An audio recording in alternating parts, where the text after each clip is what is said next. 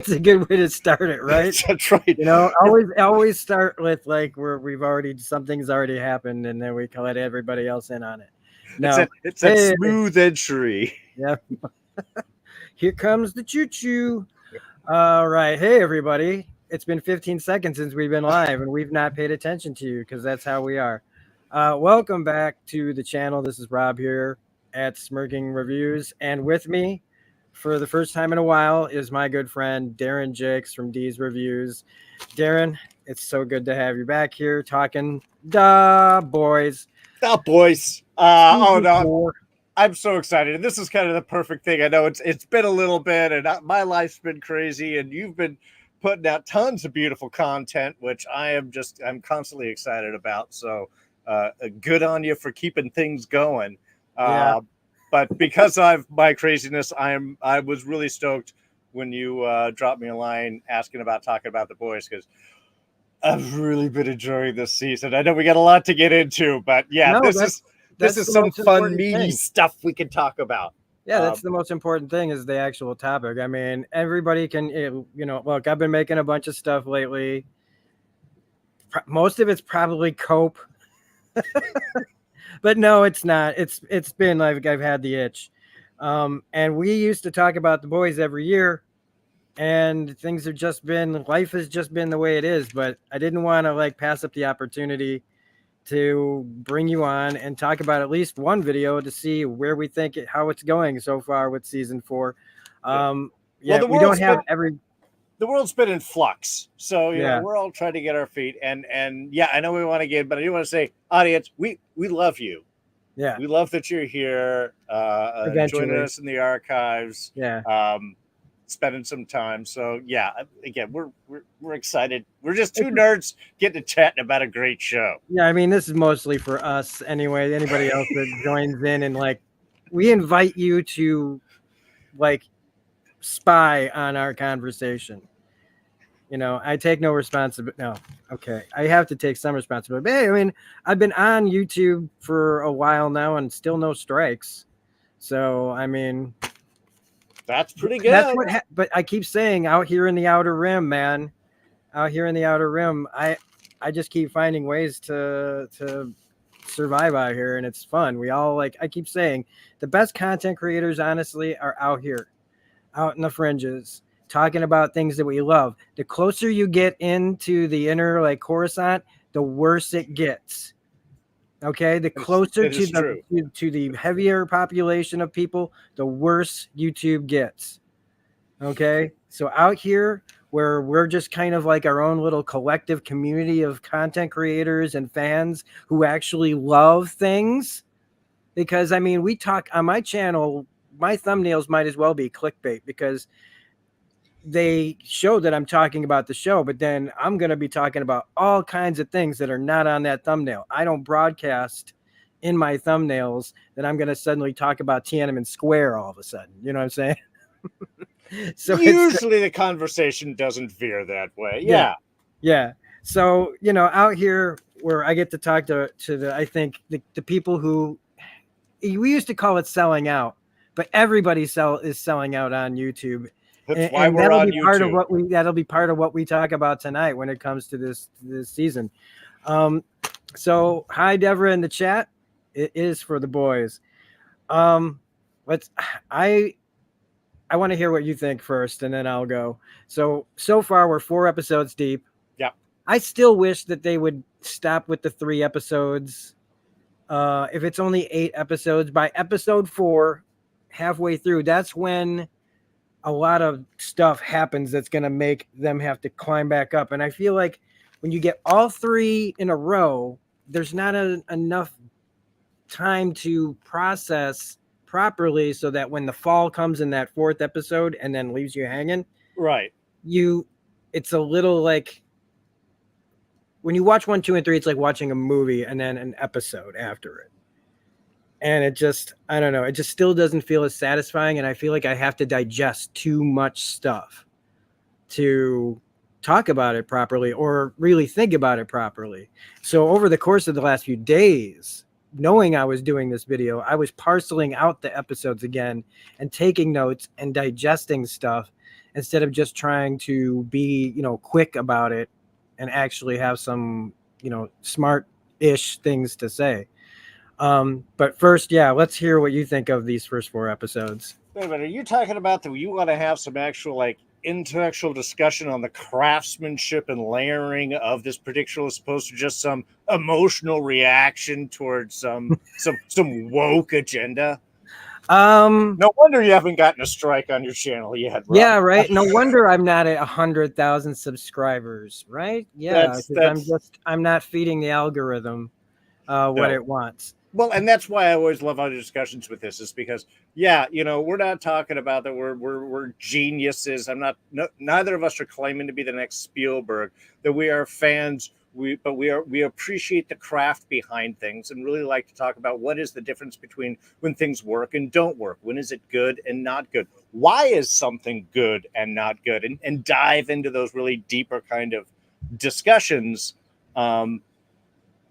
And not really waste time with stuff that doesn't take any of that, I mean, and to me, this is where you can see something that is so, I mean, why this is such a freaking good show. It is meaty. It is complex. There is different characters that have counter motivations, and things are not laid out in front of you like, hi, this is my character and what we're doing. You find bits and moments, the whole idea of Frenchie, and we're finally figuring out like, what is it that went wrong? What is it that happened?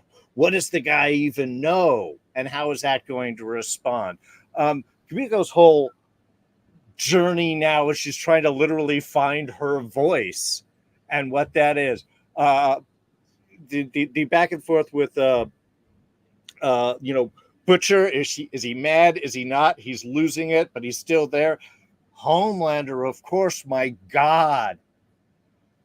There's just such brilliance in every moment. There is subtlety in discussions. There is whole speeches said without a single word spoken. I mean, and that is something that is just so magnificent. And the fact that 4 seasons in, it seems that just now some people are realizing that they're being made fun of in this show.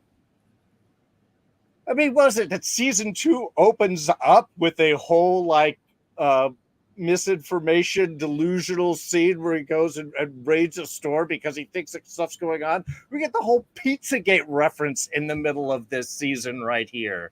And just now people are realizing like, maybe you guys are the ones that we're poking fun at. And why is that? Because ultimately this show is really a discussion about power. And that ultimately power corrupts, period. The only way to not be corrupted by power is to give it up. But of course, nobody wants to give up power once they got it. And that was the whole great bit of last season, when you had the temporary V and, who's going to have the effect, and Butcher pushing, of course, that too far because he's so obsessed with Homelander. It's just, I mean, it's just one of those kind of perfect encapsulations and how we can examine this from so many different ways, both the political power, the power of entertainment, the power of being a superhuman, how all of those kind of go into play, and the fact that that is always a bad thing. That collection of power, that push towards authoritarianism is always bad. It's always a negative. And the fact that they can keep looking at that from so many different directions is just, it's just another evidence of how well this show is crafted. So I don't know if that gives an idea of what I've been thinking about the show. Great. No, that's great. I mean, because I think on it on so many different levels. The first level, I think, because of being such a comic book fan, I go, is it, doing the comic justice? And the thing is like, it's better than the comic. And I don't usually say that too often. Maybe better is not the right word. It's its own thing practically, even though it's technically adapted from this other thing. I feel like the characters, especially like Homelander, as insane as they are in both ways of looking at it, in live action or in comic, They're both crazy, but they're both crazy in different ways. And this one is a much more taking it from a more human aspect, and the comic is a much more absurdist thing. It's Sure. much more the satire and the parody is way different.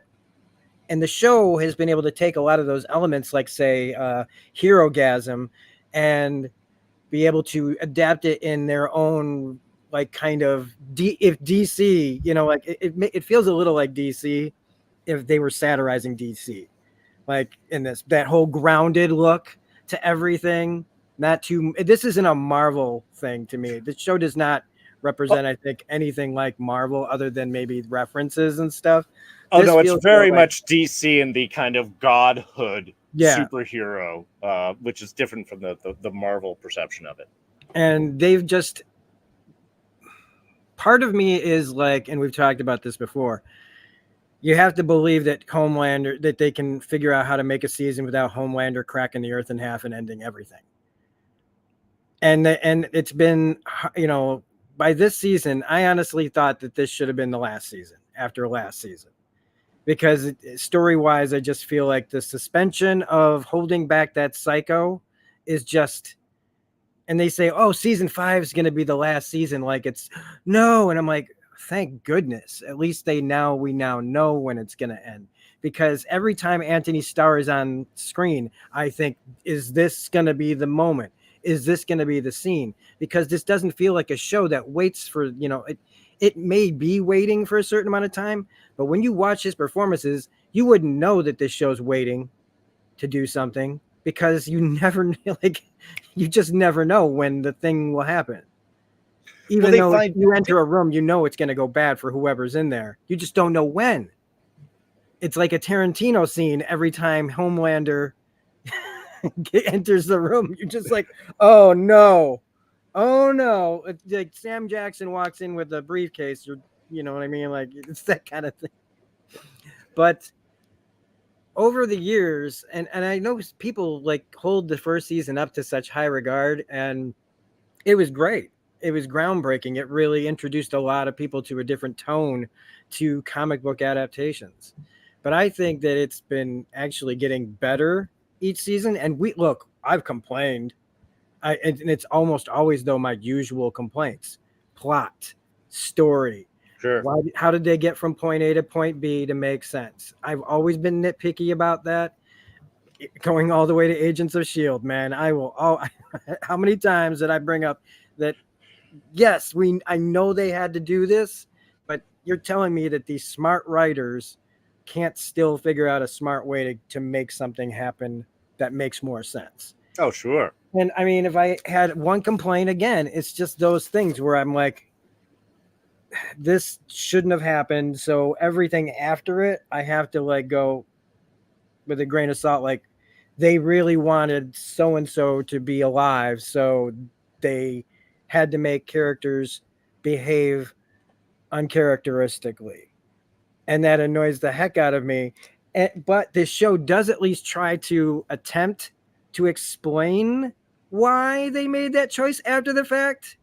I might not always like that reason, because they like to say, oh well, blah blah blah, after, like they know somebody's watching. They know people are paying attention to this show, and not just the chuds out there who like to scream and rage about everything.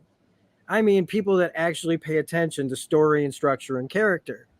And so at least I do like the attempt to try to go, well, you know, those nerds out there are going to point this out, so we'll put that in there. But even though they do that, it still doesn't make it make any more sense. It just means you tried to make it make more sense. Well, yeah, I don't know. I get 50-50 on those types of things, because, you know, it's like you can't just be like, you know, hand wave it off like, see, tropes are just completely ridiculous, aren't they? Yeah. I'd be like, look, then don't use it. Don't use the thing and then just make a joke in order to wave off the fact that you couldn't come up with anything better, or that you have, you know, plot issues.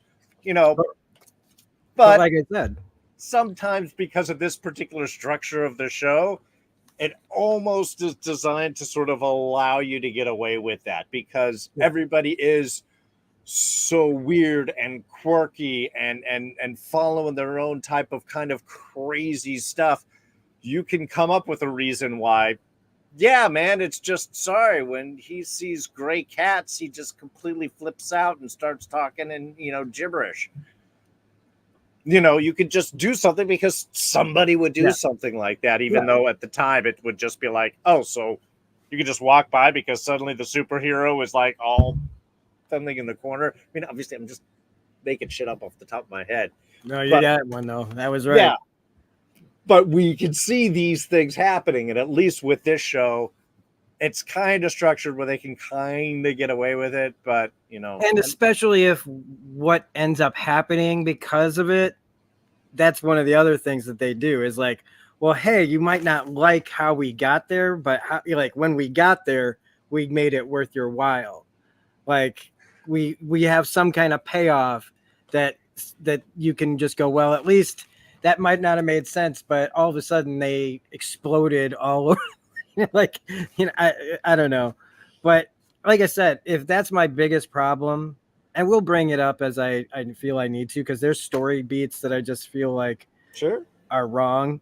But that's about it as far as because the satire on this show is at a level that goes well beyond top tier sometimes episodes of South Park, where like South Park, man, used to not, is not very subtle.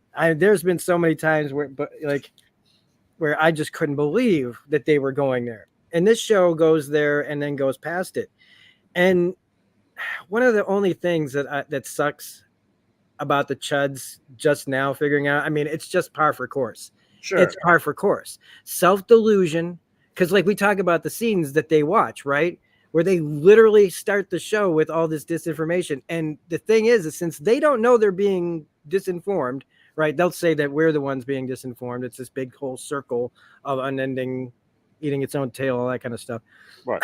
Everybody else thinks that they're the ones being uninformed. So I'll just put it out there like that. These people who think we're uninformed, we think they're uninformed, and they're just gobbling it up like the show is catering to them. They don't see it as satire. And if they do, they can't admit it, because if they admit it, then old Uncle Gerald sitting next to them will go, "Oh, you ain't a real," or it just messes up with their own worldview, breaks their brain, because if they're wrong, that means someone else is right, and that just can't happen in our world. It's all locked in.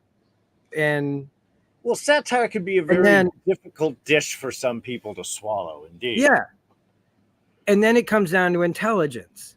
And I try, I want to have empathy. I have empathy, but it only goes so far when people just won't give anything, because people say they want to debate or negotiate these kind of things and try to see it from both sides, but it doesn't work when the one side always comes at it from bad faith.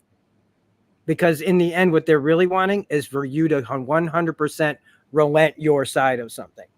There is no, it's like negotiating with a terrorist. They're still going to try to get everything they want, and they don't want to actually hear anything that you have to say. And then it'd be bad enough, but then it's the whole grift, and it's the whole thing that just fuels all of this. I'm so happy on one level that we got 3 seasons where they didn't know what was going on, because then everybody just enjoyed it. You know what it felt like? It felt like everything that we had before 2016. Sure. Whereas it was there, and we really needed to find out and know about it.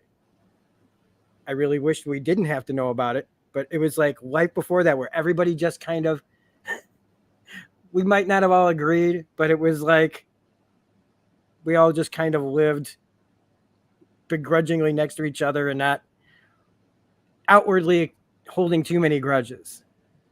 But now it's just everything's a grudge. Everything is an assault. And when they figured it out, I think it's bullshit. I think a lot of them figured it out already. Just nobody wanted to say, because they were actually still also enjoying it.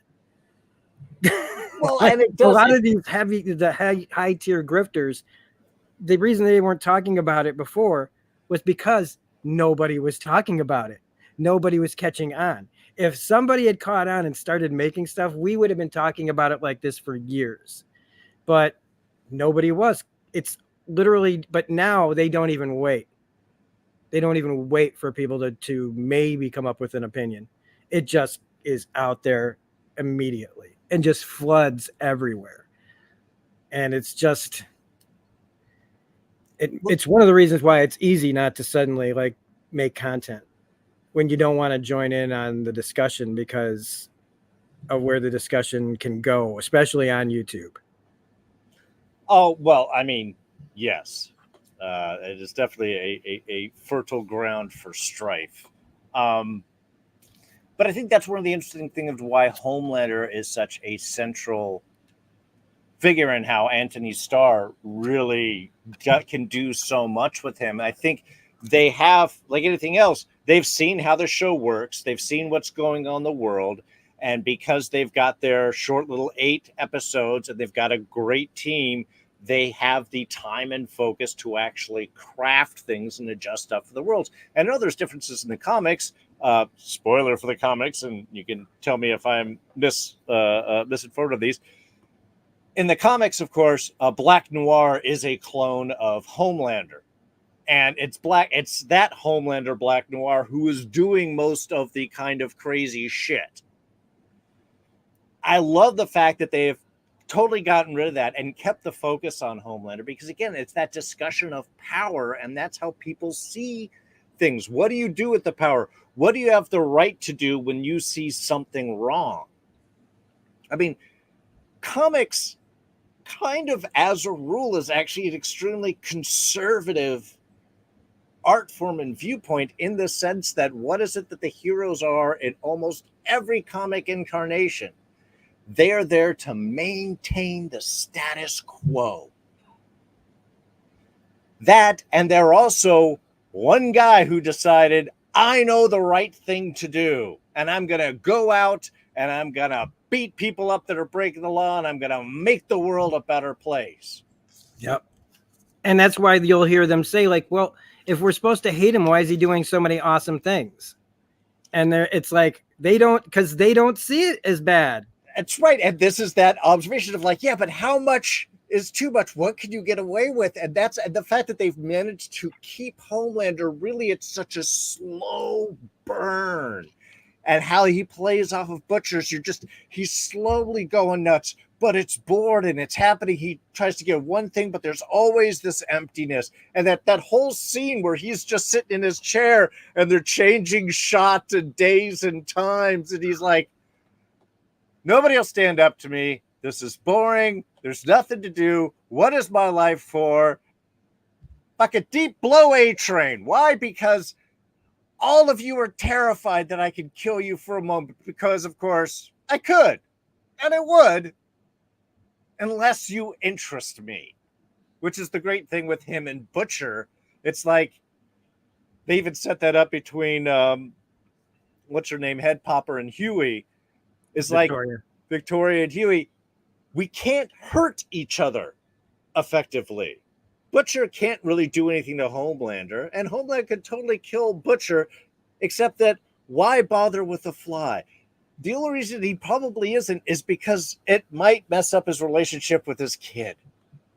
And that's such a what the hell? I mean, way of like looking at that whole bit. It's like, oh, we're not going to dance anymore. You got a thing going on in your head. Oh, how unfortunate. It's just that crazy play, and they're stretching out because and obviously we got to the 4th episode.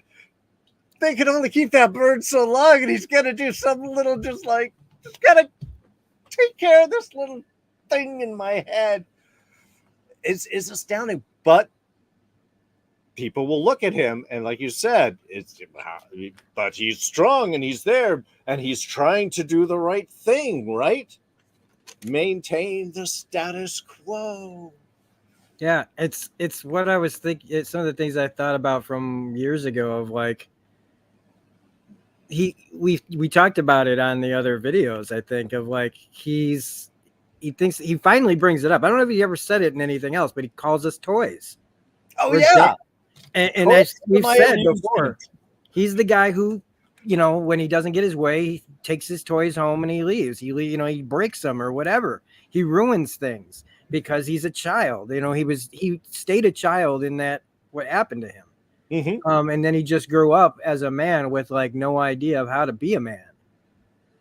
And by the way, He's folks, just that is what trauma does. It Yeah. locks you in time to that moment, and you can't leave it. I think I'm there. So unfortunately, I definitely feel myself personally locked up in a lot of ways from trauma, where I feel like I am still a lot of times unaware that I'm 48.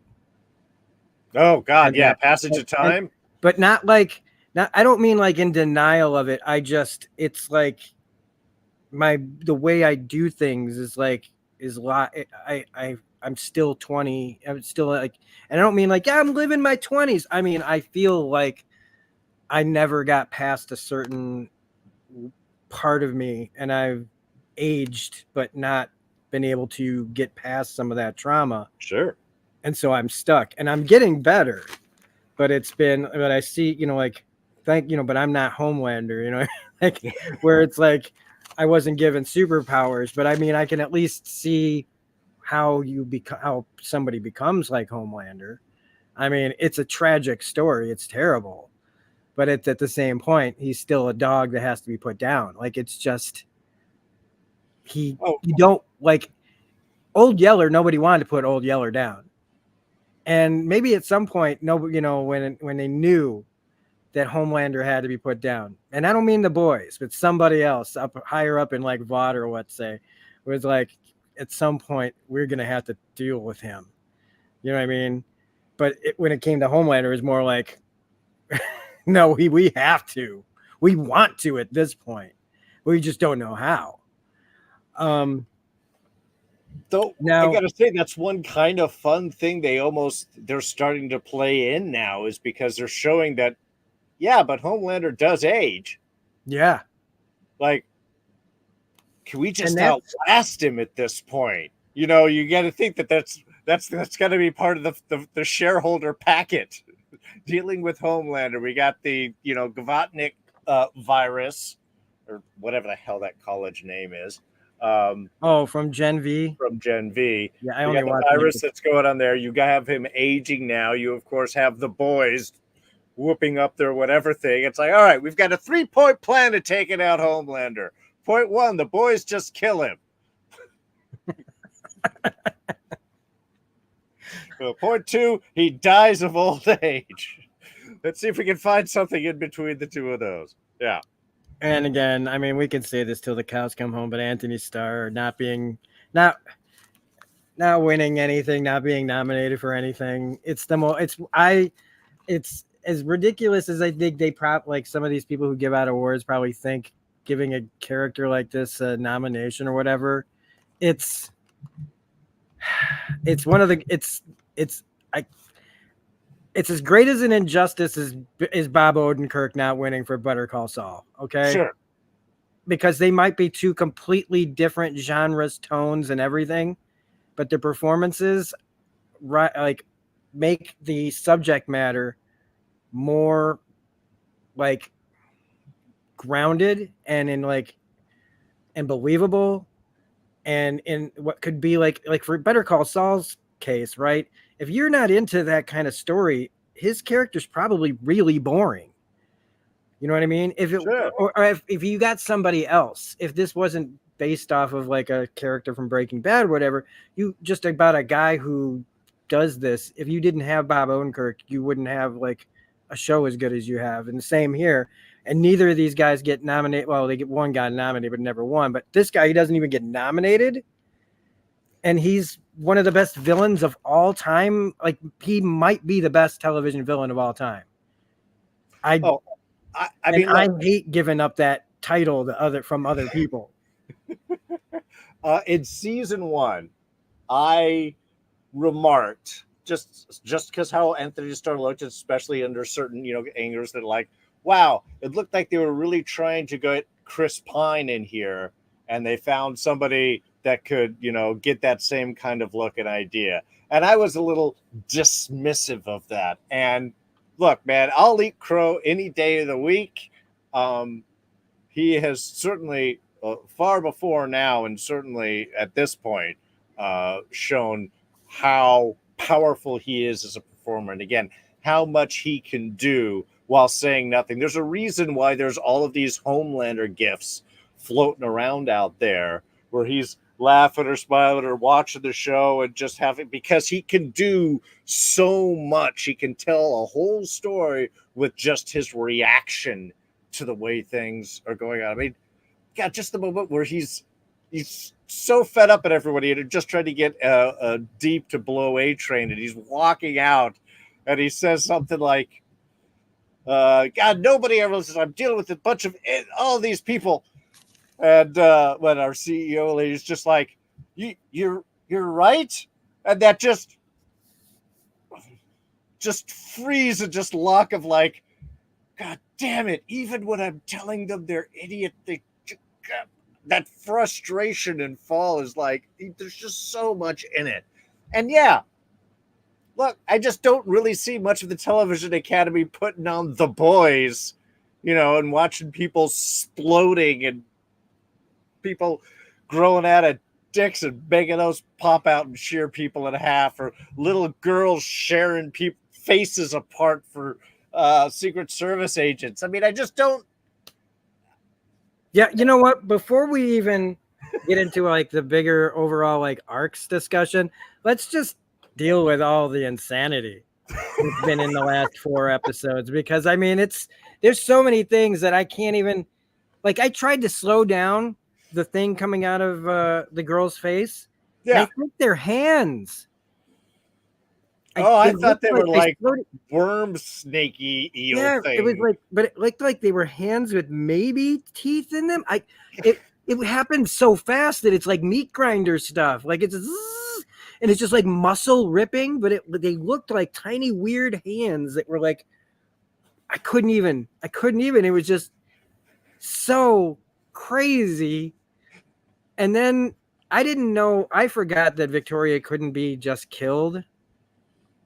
So when Butcher shot her, I was like, and she just gets back up, I was kind of mad. I was like, wait a minute, she just got her head blown off. And but other insanity, like Ryan splattering Coy for his first save. Sure. Yeah, that was sad. Oh. The naked fight, the naked multiple man fight. I don't even. When he's human centipeding himself. Oh, that is so wrong. So wrong. I don't even.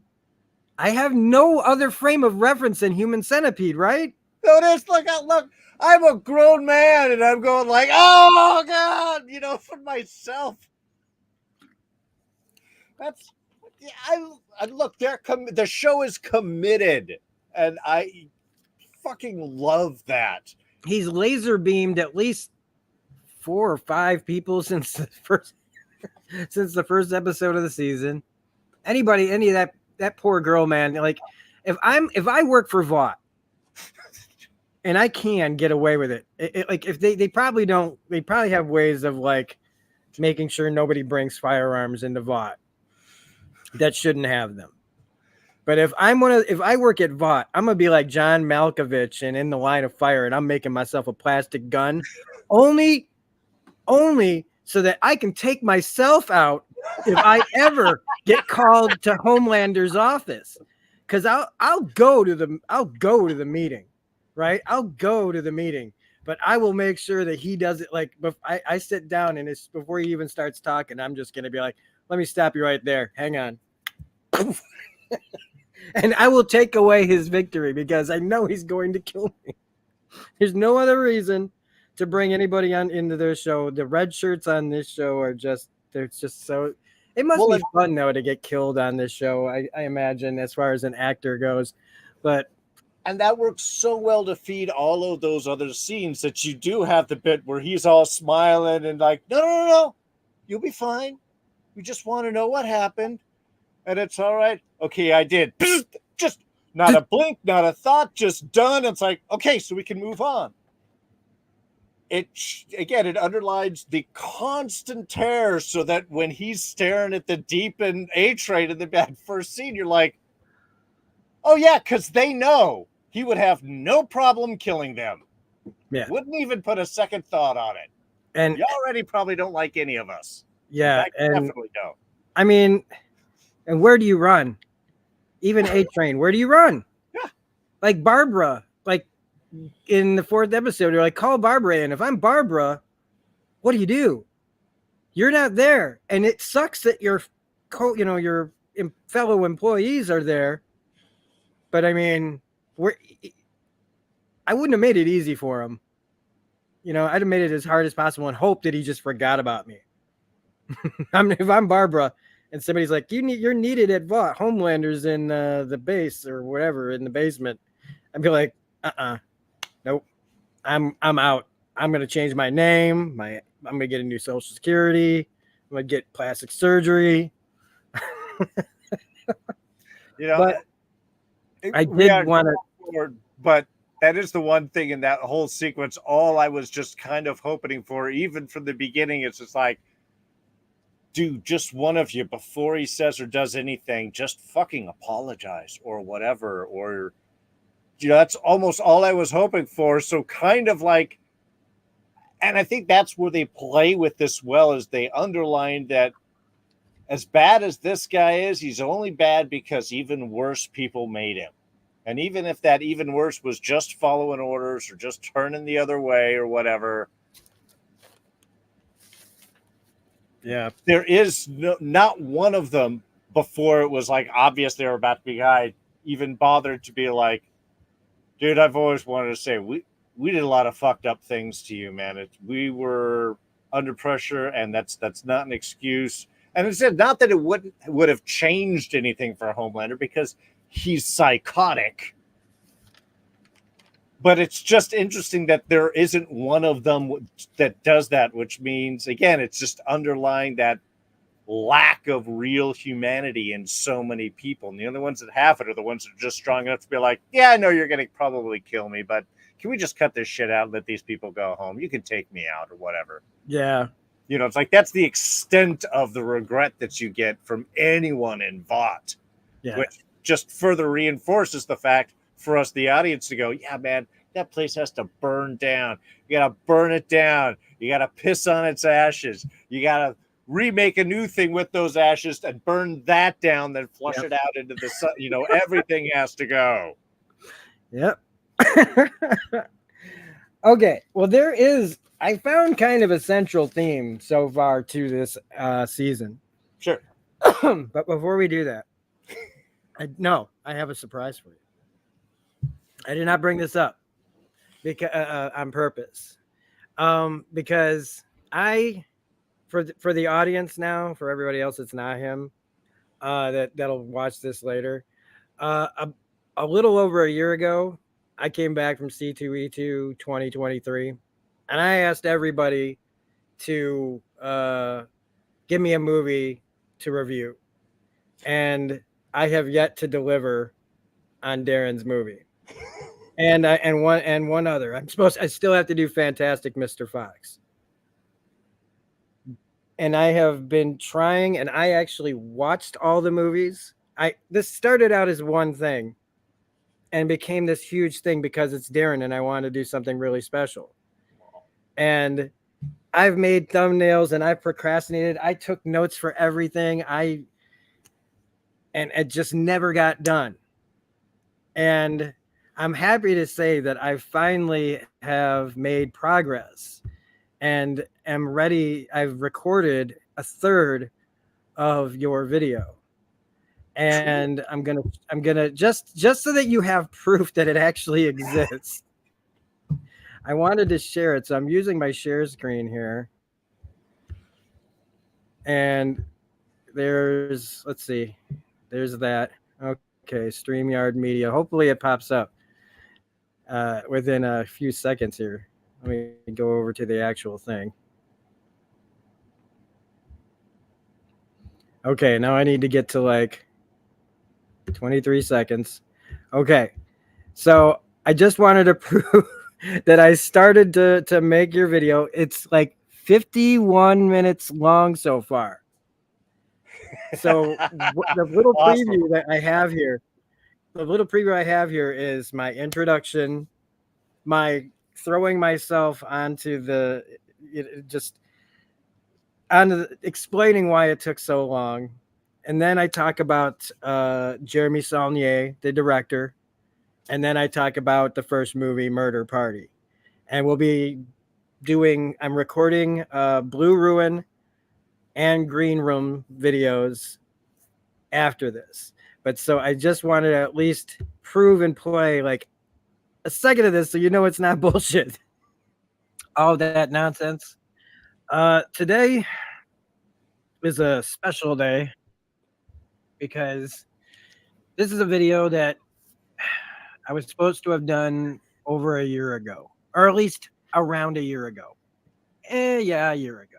Uh, I came back from C2E2 2023. I already told you all that stuff, so I feel like I just really wanted to like let you know that it is coming.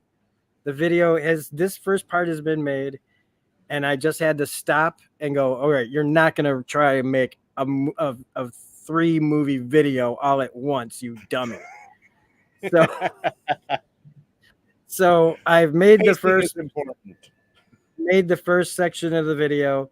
The rest of it should be a little shorter since there's less talking about everything else that comes with it. But I'm gonna stop screen this. So just for everybody else, that's something else to look forward to on the channel is we're going to be talking about the first 3 movies from Jeremy Saulnier, Murder Party, Blue Ruin, and Green Room. It's all finally happening. I'm making myself do it. That's one of the reasons why I put it on here as a surprise was also just another way to paint myself into a corner.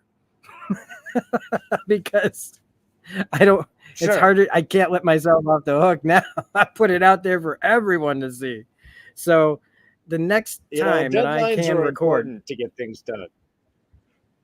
Yeah. And it's to me right now, you're my editor and I'm trying to prove I have pages.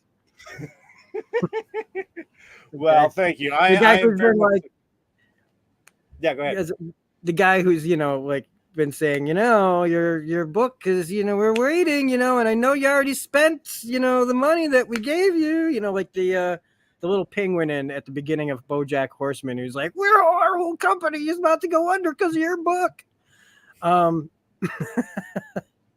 But I just needed to do that, and I wanted to share that with everyone and you that I'm making good finally. Everybody else's stuff has been done, and I still owe Fantastic Mr. Fox. And as soon as I can figure out where that movie is, I have it on Blu-ray somewhere. I'll be tackling that as well.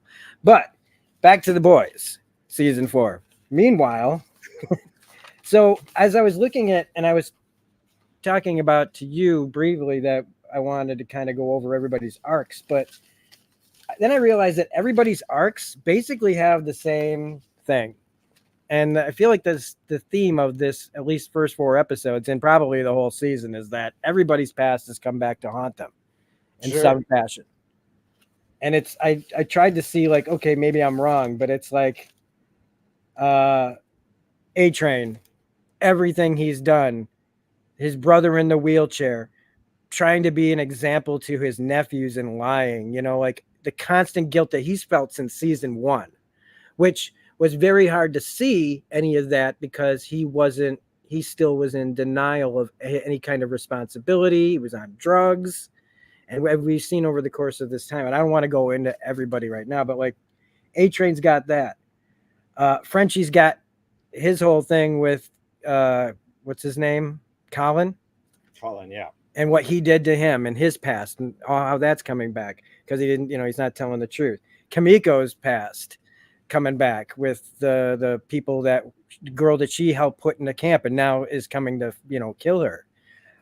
Huey having to deal with his mother, who he hasn't seen since he's a kid. And that part of the past. Starlight, he's got Firecracker, who's coming out and reminding everything that was wrong about her superheroing and the way she was as a kid. And even though I don't agree 100% with some of that, it counts because it does affect the character. And you got Butcher, who's basically paying for everything he's ever done. His past literally is haunting him. I think his past comes to haunt him every season. Yeah. And then Homelander, who he's not waiting for his past to catch up to him. He's going after his past. He's confronting his past, even though it's one of the most unhealthy things I've ever seen in my life, because what he thinks is fixing is just erasing his humanity, which is kind of what the mirror version of himself said, or one of the voices in his head told him. Anyway, then you got I'm trying to think who else is in here. I even put like Deep in here somehow, because like his past is basically that he won't admit to how much of a freak he is. Like, he, instead of embracing who he really is, and he's not a good person. Say, man, don't make me feel bad for the Deep. But he's still like, his arc is still like he can't accept himself.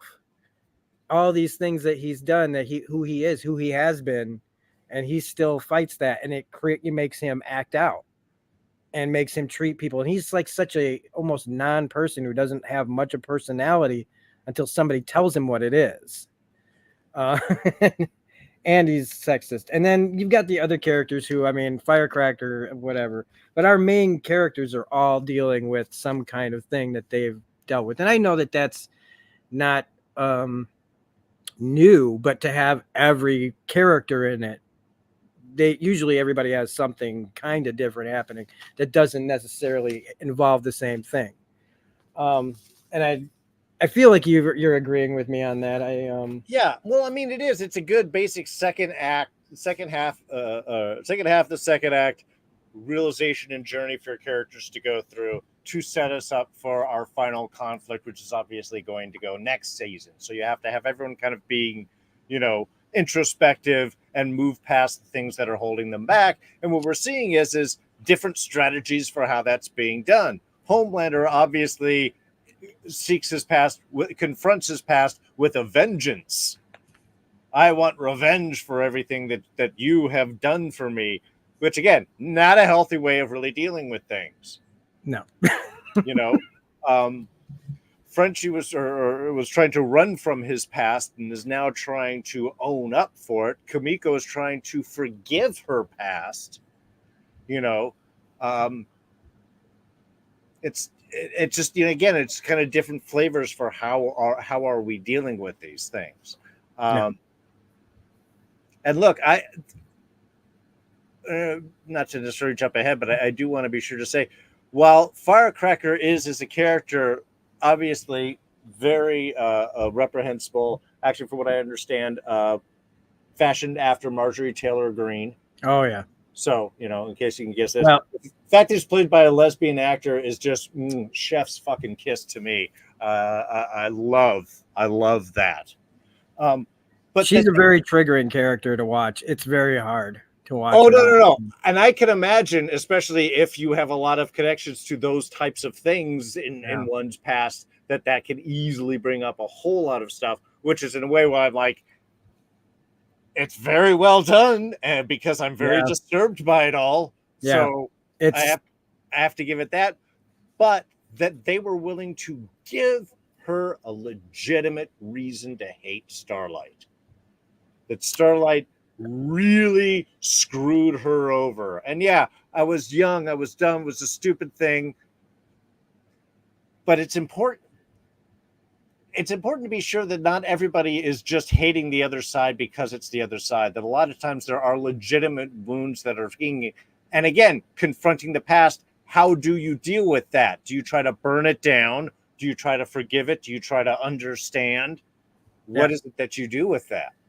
And I can say, like, here's an example, right? Because she's holding on to this thing, and it's like how you handle the situation after the fact. Now, like, what Starlight said about her was a rotten kid thing to do.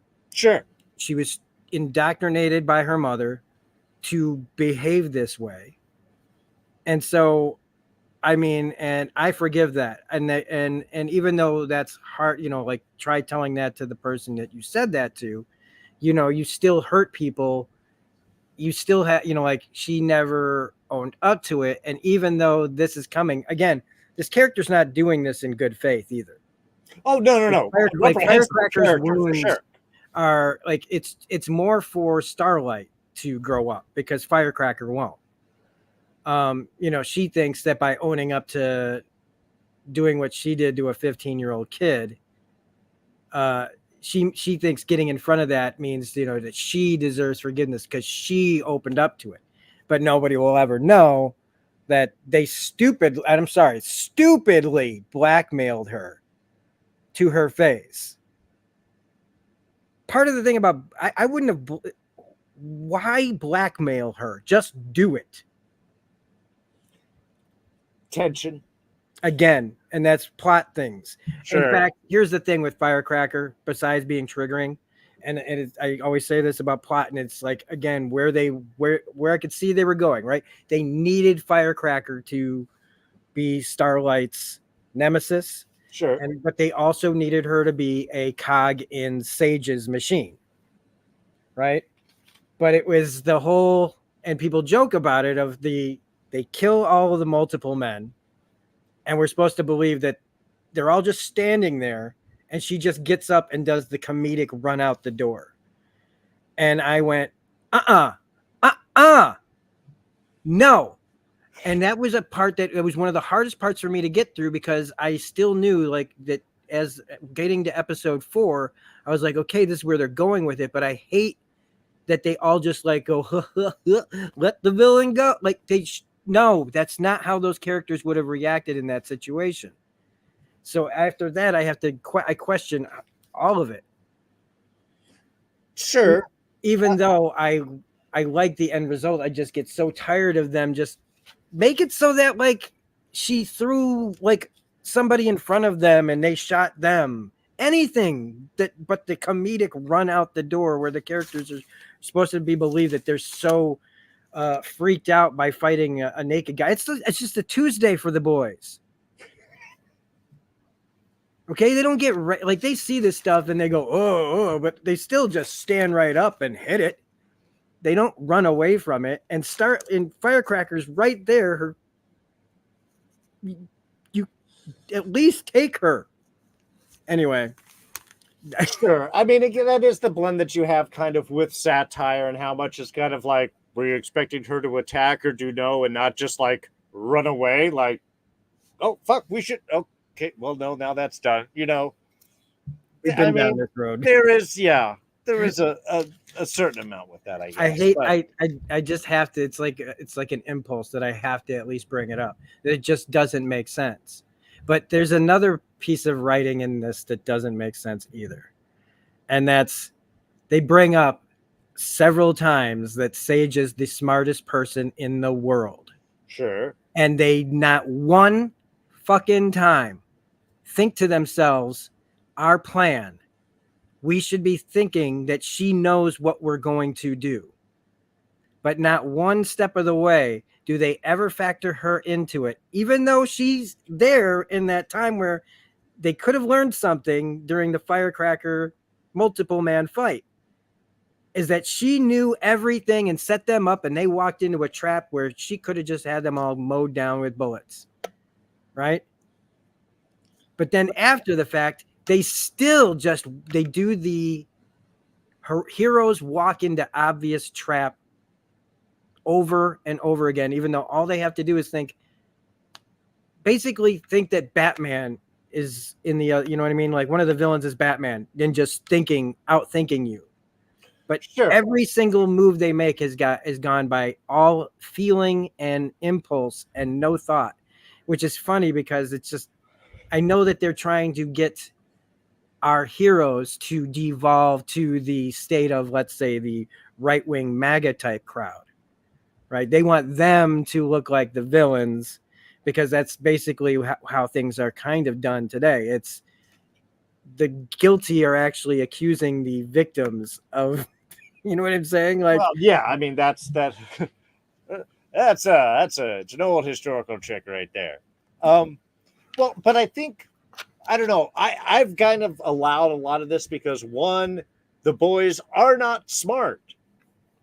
They know their kind of job, but they're not necessarily super clever. They're all each of them also hyper focused always on their particular idea or goal within it. The fact that yeah, they are still dismissing the smartest person in the world, possibly because she's a small black woman,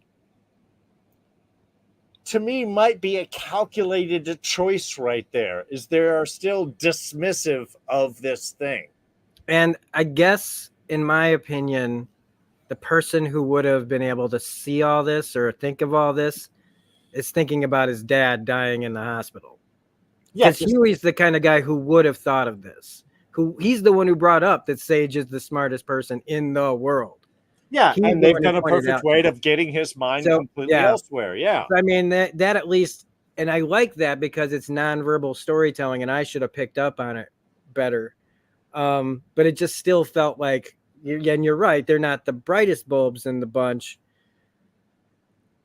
But and I guess maybe I don't even have anything after that because it's like no, I they're mean not. But it does become kind of a challenge for us, the audience, is because yeah, we're also thinking and seeing things differently, and sometimes, especially with something like this, there are so many moving pieces. It is very easy to drop one or two and kind of get lost on the way. I also think there's kind of that urge from us, the audience, to bat god everybody. That like, well, no, because he's the super smart guy and they're prepared for things and they know how to fight against stuff. Is that we're giving them more than maybe they deserve, and certainly sure. those would inhibit their particular character arc stories. So to me, as long as it's not anything super, you know, glaringly deficient, Yeah. I guess maybe just personally, I tend to be a little more forgiving, but I'm also focused on what they are all each kind of caught up in. I mean, the fact that any of them There's can think of anything. there's a lot of plate spinning on this show. And like I said, with all these characters, Yeah. with all these arcs, uh, again, it doesn't change like the overall feel I get. I just hate that in that moment that I'm watching it. I basically, I guess the way I watch shows a lot of times is somebody who pays attention to the script. Sure.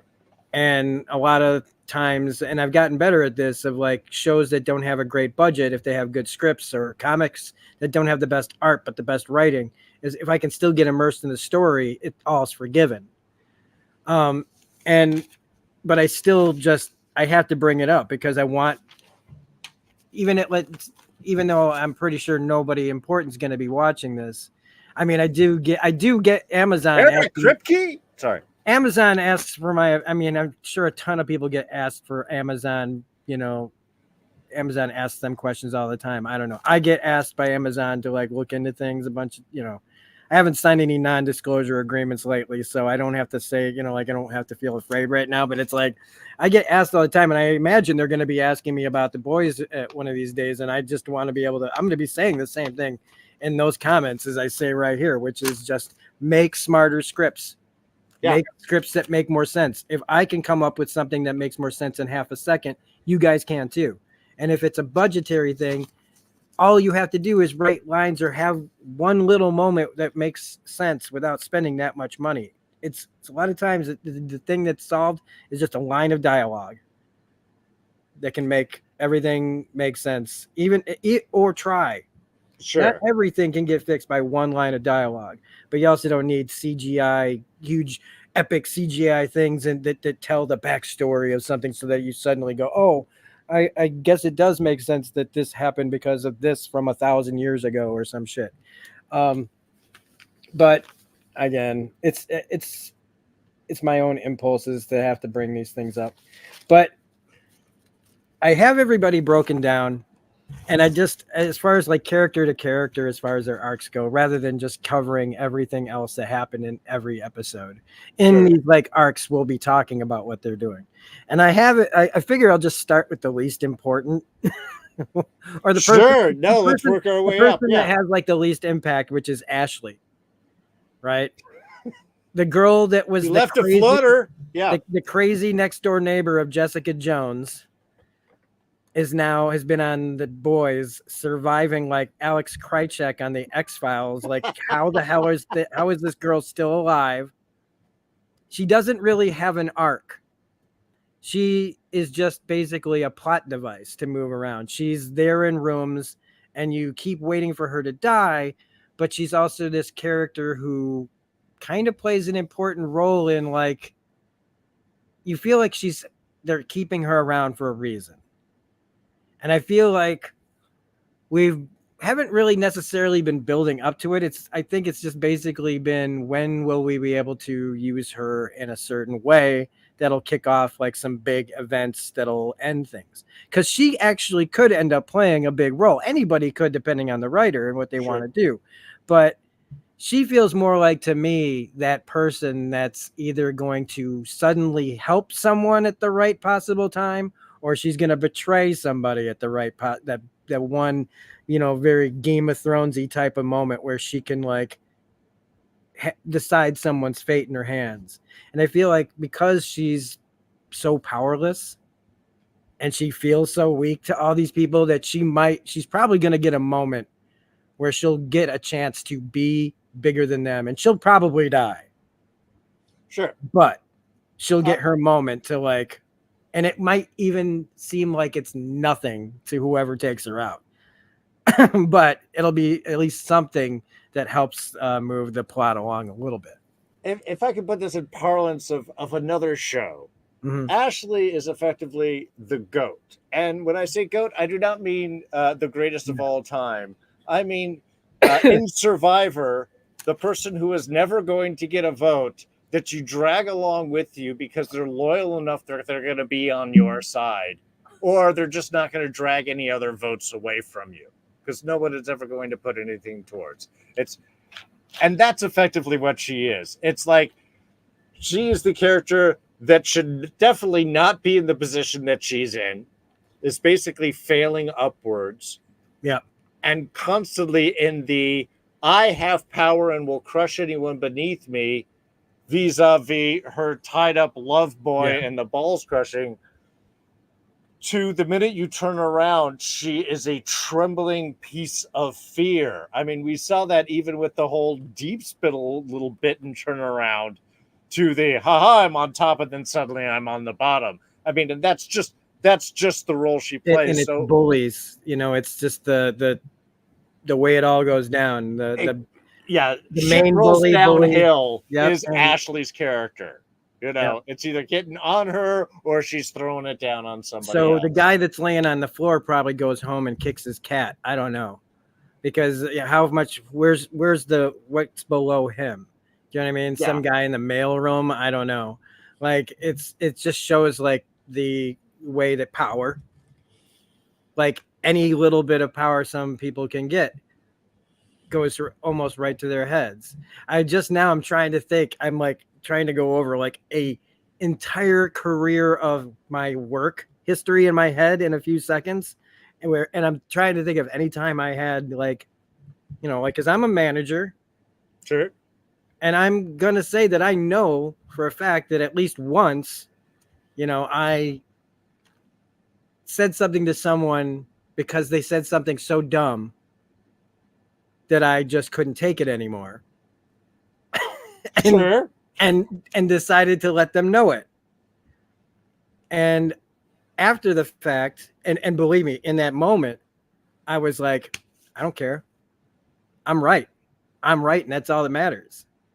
The next day, you realize I'm a real jerk. That person may have been like that dumb, but I don't need to come at them like that. Sure. Even if, like, the excuse being, I couldn't take it anymore. Like there's the line of incompetence that like, like look at Homelander where he got to the point where he just like, okay, you two blow each other. Like, or you blow him or whatever. It's just like, that everybody can be like this. And it doesn't matter whether, intentional or not, you can still end up hurting or ruining somebody. Again, look at like Firecracker, who decided to make one event, spiral off, because that it's just the one thing that happened in her case. She got called something and she didn't get to be Little Miss, whatever the fuck. Right. The other thing was all stuff she just pulled from, articles about what Starlight was, happened when she blinded somebody. Well, that's the interesting twist is your wound may be true, but you're willing to lie, cheat, steal, make up stuff, and do things that are complete bullshit. Yeah. Just to get revenge. Again, it's that revenge, and that's the difference. She wants revenge. Homelander wants revenge. The characters that are seeking forgiveness to understand, to move past their own pain and possibly even understand the other person's, those are the more heroic moves, which is why we love Kimiko, because she kicks the person down and she's just like, let me help you up. Let us move forward. But we can't have that storyline go that smoothly. We still need conflict.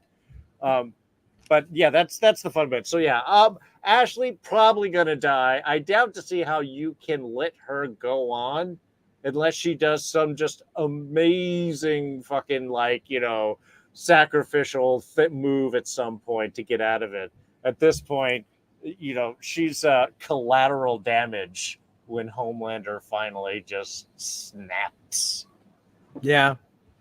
Now, the next person that doesn't really have an arc, but is in here is Noir, the new Noir. Where I was like, wait a minute. At least he's at least a little ray of stupid sunshine. Yeah. For me. No arc, just a constant joke that kind of works. Kind of works. The narcoleptic joke was so funny. Where did that come from? Like,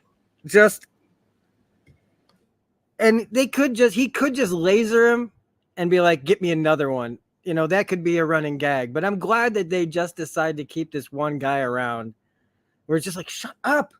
Your whole thing is just don't talk.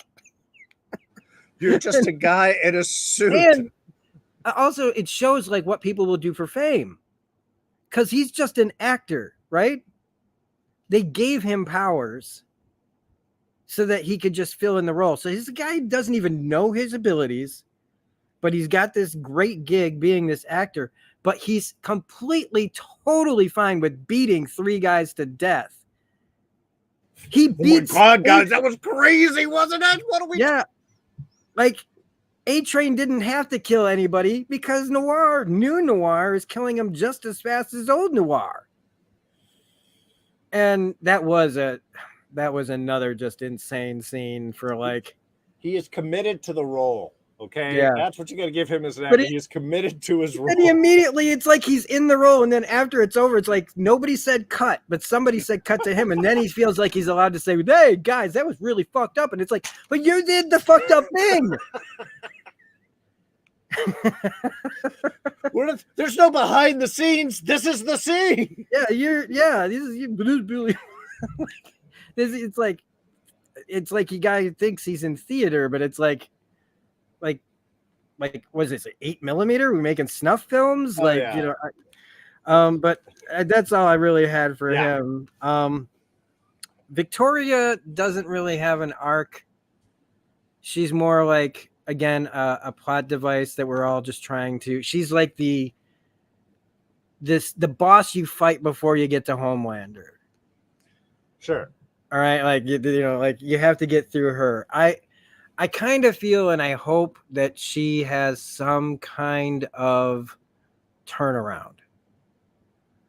Of all the characters that I feel that could still be kind of redeemed, she's bad. Don't get me wrong. I mean, she's a head popper. I would be afraid that just knowing she's out there, that anxiety, just as a person, like as me, if they're like, yeah, there's a new soup in town that could she thinks about you and your head explodes. I don't even know. She's invulnerable and she can pop your head. by just looking at you. Yeah. I hope that she gets some kind of arc, like some kind of redemptive thing, but I don't know. Maybe she'll get killed by her own sister or something like that. Um, and her whole plot's just basically tied in with a potential coup that could happen. I feel like the coup is probably going to happen in some fashion, where Homelander probably just takes over. Yeah, so that's what I'm expecting at the end of this. Is Homelander's just like, why don't I just be president? What is Yeah, anybody going to do about I it? could see him like either showing up at like the inauguration. Like I definitely wonder if they're gonna pull a January 6th kind of thing in here. But Oh, I don't I know. mean, yeah, that would be a brilliant move to do this, and especially, yeah, to actually place Victoria all the way up to that and have her taken out by Homelander right at the end, so she thinks she's getting ready to go into this victorious move and moment. Um, I think would be kind of perfect because, yeah, she's a distraction for Huey. She is the focus of the team. While Butcher, of course, is always focused on Homelander. So it's like we've got to have that goal and everybody kind of unite. And the fact that they just keep. I love, one, that they did make her fully invulnerable. That, yeah, acid's not going to do. So the whole, like, acid in the eyes thing.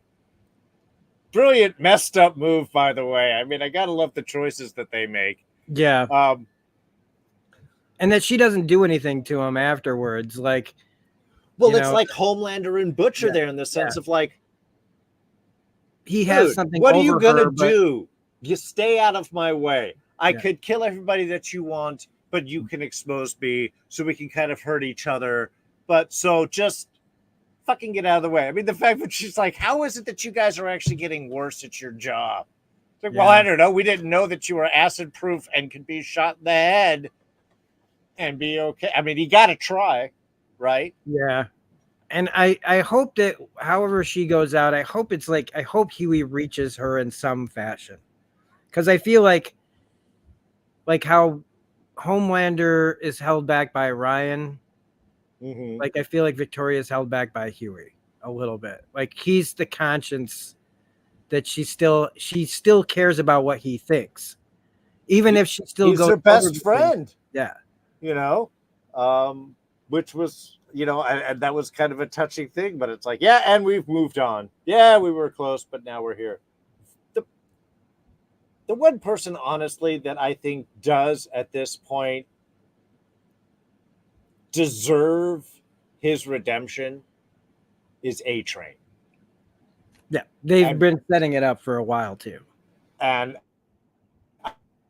I love that whole little, the constant back and forth between him and Huey. And of course, that totally makes sense. Like, yeah, you owe me. You blew up my girlfriend. What the hell?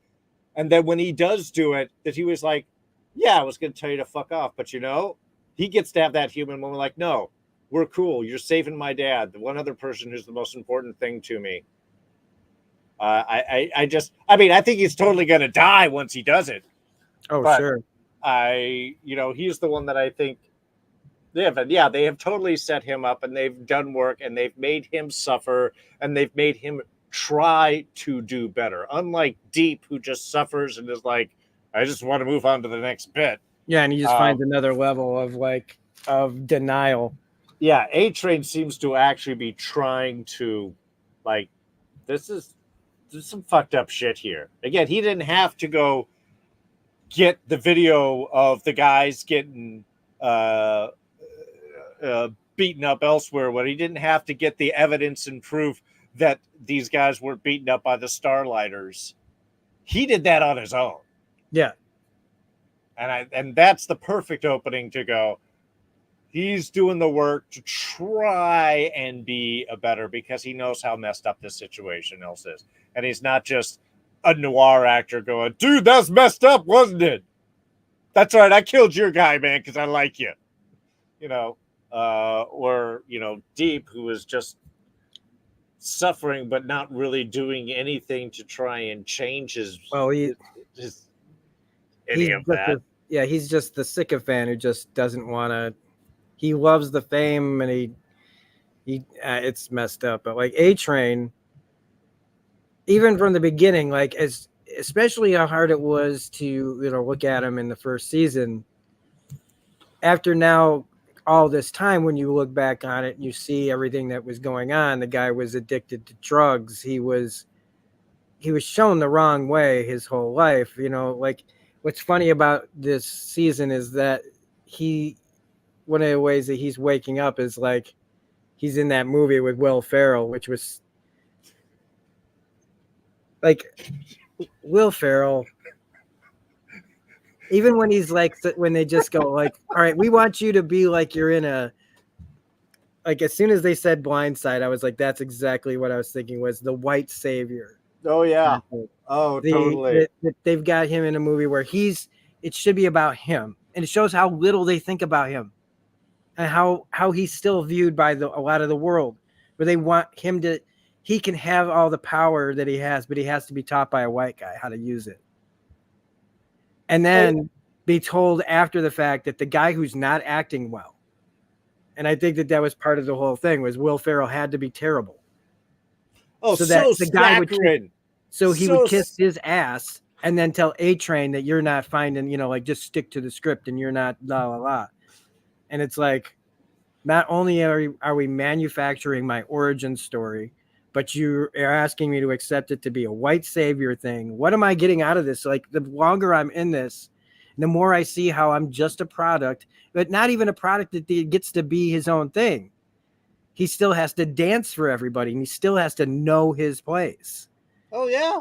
And it's just still that crack of the whip. And all those things compounded on everything else, plus finally getting off of drugs, having to face up to his family, which I'm sorry, again, a weird thing, but like, how did he not see his brother coming on a wheelchair down that long path? Oh, hey, you just popping out of the reeds right in that wheelchair that's moving all slow. People don't use their peripheral vision, especially guys who run, right? They never use their peripheral. So anyway, it's whatever, but still, like, him having to face that he's lying to his nephews. He's building himself up to his nephews to feel better about himself. If I can get these kids to like me, how bad can I be? Even though everything I'm telling them is a load of horse shit. And that, knowing that like they did this to his brother, and what has he really gotten out of it? All the power in the world, and he is still a second-class citizen in that world. He, like if he was in Homelander's position, it would be a whole different ball of wax. But he's allowed to be a hero. Sure. Instead of just, and that trade-off is just probably just too much for him now. He's lost too much. And even thinking about what he did to Huey, I mean, I'm sure he probably thinks about that a lot more than he did in the first season. Oh, for sure. Taking people away from innocent people, just being taken away, and you being responsible for that. It is, like you said, he's going to die. And I hope that they don't waste it, because they could subvert our expectations again and just have him just, because again, Sage, I'm not factoring in Sage. Like, he says, she's looking at me all hungry. And to me, that says like, there's a good chance that she already knows all of this. Yeah. Which, I mean, I don't want to skip around too much, but like, Sage is probably my favorite character of this season. Character. I love her, man. She's playing her own game. Yeah. Like, Homelander picked her, went to her place, insults her. He knows he wants somebody who can think and make a plan that he can't make, and all the ways that she already knows, like how this will probably end for her. Just being around him, she will die. But getting her that kind of access and letting her plot and make her own game. Power to work out. And I love how he sold it. Don't you want to play out your own ideas and see how they do? I will give you the world as a laboratory and try your stuff out. And that's the ego. And that's all that he has to do, because there's that power bit. Oh, I get to flex. Yeah, I'll get rid of everything. I'll do stuff. I mean, I guess she's got to gouge out her brain, whether she's doing that or not. Totally messed up stuff, man. Oh man, she's gonna end up looking like the leader by the end of this. What do you think? Oh, they really should. They Just really should. like, bleh. Or So it's she gonna says like it pop gets out her bigger. eyeballs or some crazy shit, So like Well, it could be foreshadowing, but she brings up like, shoot me in the heart, I'm dead. Shoot me in the brain, it gets bigger, and it could just come down to like, you kind of just said like all that you're not. She's not vulnerable. we cut the top off and just little.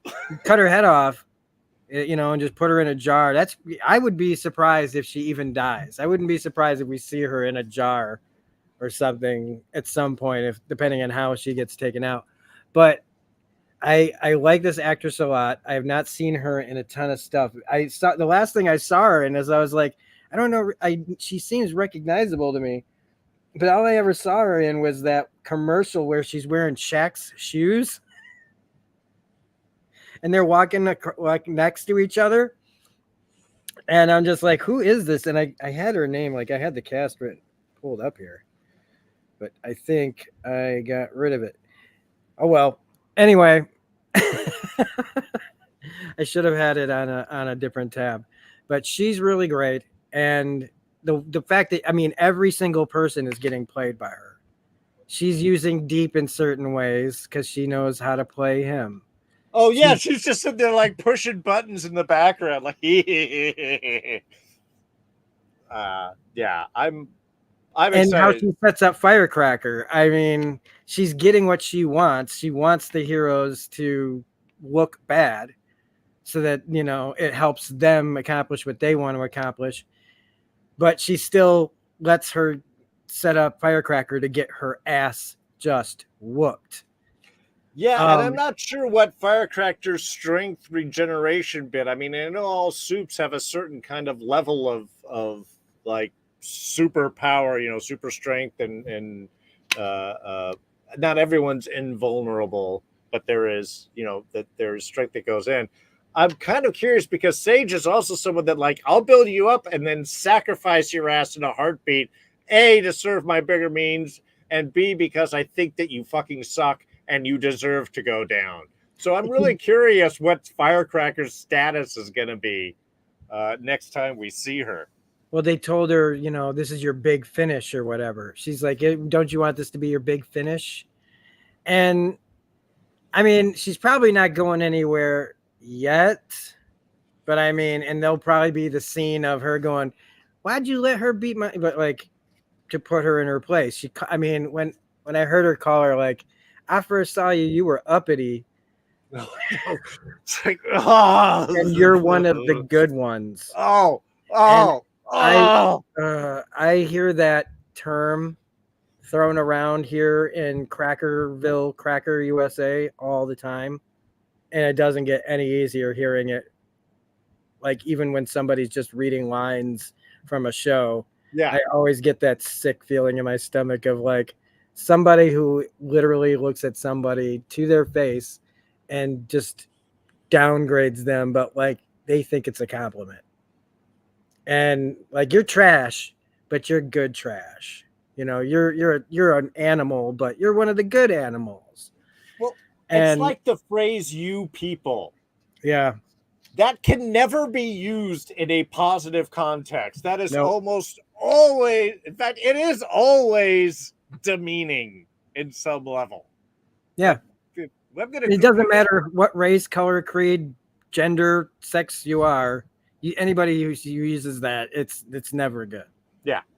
It's very much otherisms. And yeah, things like that personally, certainly, I just have if you can't tell, I have a visceral reaction to it. Because she's a visceral character, and that's why, like, I brought up, like, well, not why, but like when she didn't die, when they didn't kill her in that scene, I was so mad because I was already done. I was done because being content creators ourselves on this platform, and always getting recommended all kinds of things. And just on the news, we've got all these people who are just, they might as well be on YouTube. Sure. Because they're just these ridiculous people like Green and Bobert and Gates that I just one day, I just I want to be able to live for a little while longer and not like, when do we have to get to stop hearing their names? But it's just basically watching a show with Marjorie Taylor Greene in it. And Oh yeah. it's just, she's doing such a good job at being this character that I almost can't watch it. So I'm trying to come up with any reason to take her out. And there was that other part of me that just hated that Starlight gave in to her emotions. I know that they gave her like all the reason. It was like, man, what else are they gonna say that's gonna like, nope, that one she brushed off. That she's brushing off too. She's brushing off this. She's just sitting there stewing, and they just keep writing. What else can we write that's terrible so we can say when she kicks her ass, it would be totally justified in any other circumstance, except for plot point and the fact that the audience that watches this is supposed to be like our world, just a bunch of people who just accept, it was fine that she outed her abortion in front of the world. It's fine that she did all these things because it's just, well, and that is the further examination that we have, is what is it that we forgive and what do we deem is unforgivable, and often totally effed up interpretations, and often very much the opposite of. It's like, hitting somebody is wrong and speaking is not really violence, and so there's the protesting and attacking and all of these things. At what point can you just say something to someone and be okay with it, versus to what point are you actually physically assaulting them with your words, basically driving any reasonable person to have a physical response to things. Yeah. And they're the first people that turn around. Like, they can sit there like Joffrey Baratheon and spew out all the poison that they want. But the second that they have to take it and choke on their own words, they can't handle it. Sure. And it's just this absolute, utter, like, no, we get to just do whatever we want, say whatever we want, claim that we can't say anything that we want, and then say it anyway, and then not understand that the freedom of speech doesn't come from freedom of consequence. Well, and that's an important one of thing. The biggest things. What freedoms trump which other freedoms? Everyone always talks about the Second Amendment. Yeah. Okay, well, but what about all of the other ones? Do they not anything? They talk about the First Amendment, freedom of speech. Yeah, well, also in that First Amendment is freedom of religion and freedom from religion, but you don't talk about that part. No. So how much are we picking and choosing of what is okay? And it's the hypocrisy that so much of our world and media and politics and all of that are embroiled in, which I think is just so maddening. There's that search for, look, I just want the truth. Why can't you just see the truth? And everyone's like, hey, man, I can make the truth whatever I want it to be. And given how do you argue with someone like that? You can't. How do you try and give a realization if someone is stuck in that point of view, which means to move forward, there has to be forgiveness and willingness to understand the other side from both ends. It's a two-way street. You can't make someone get better. You can provide an opportunity, and they have to be able to take advantage of that opportunity. And when the game ultimately is to always keep us pitted against each other, the people controlling that kind of dialogue constantly is why we can't get anywhere. Well, if we're talking truths here, it's not a left-right fight, folks. It's top-bottom. And they're just using left-right to keep us busy down here while they suck up all the money and the power and all the stuff up there. So, So we can't, and nobody ever talks about, and whatever, we're off topic, who cares? But but it's like nobody notices. Like all we ever talk about is our problems with each other. Meanwhile, nobody ever. Why isn't anybody complaining about why these people don't stop bitching about each other and talking about the actual? And again, it's so cliched at this point to bring it up. The issues at hand. I don't know, the things that actually matter in our lives, the things that actually affect us, not trans athletes or binary kids or whatever the fuck. No, those are the most important things that we have to like talk about. We have to talk about the things that just make us different and separate from each other and makes us, and instead of, why can't my kid read? Why can't my kid point out the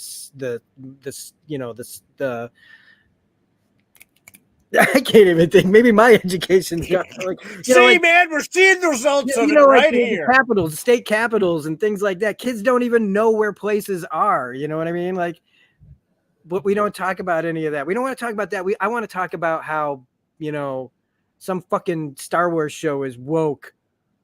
Let's endlessly talk about that. Let's not talk about like the fact that that basically we don't have seasons anymore, hardly at all. It's so It's much just easier to talk about shallow, emotional, reactive topics as opposed to something that actually means something and maybe has some complexity of thought.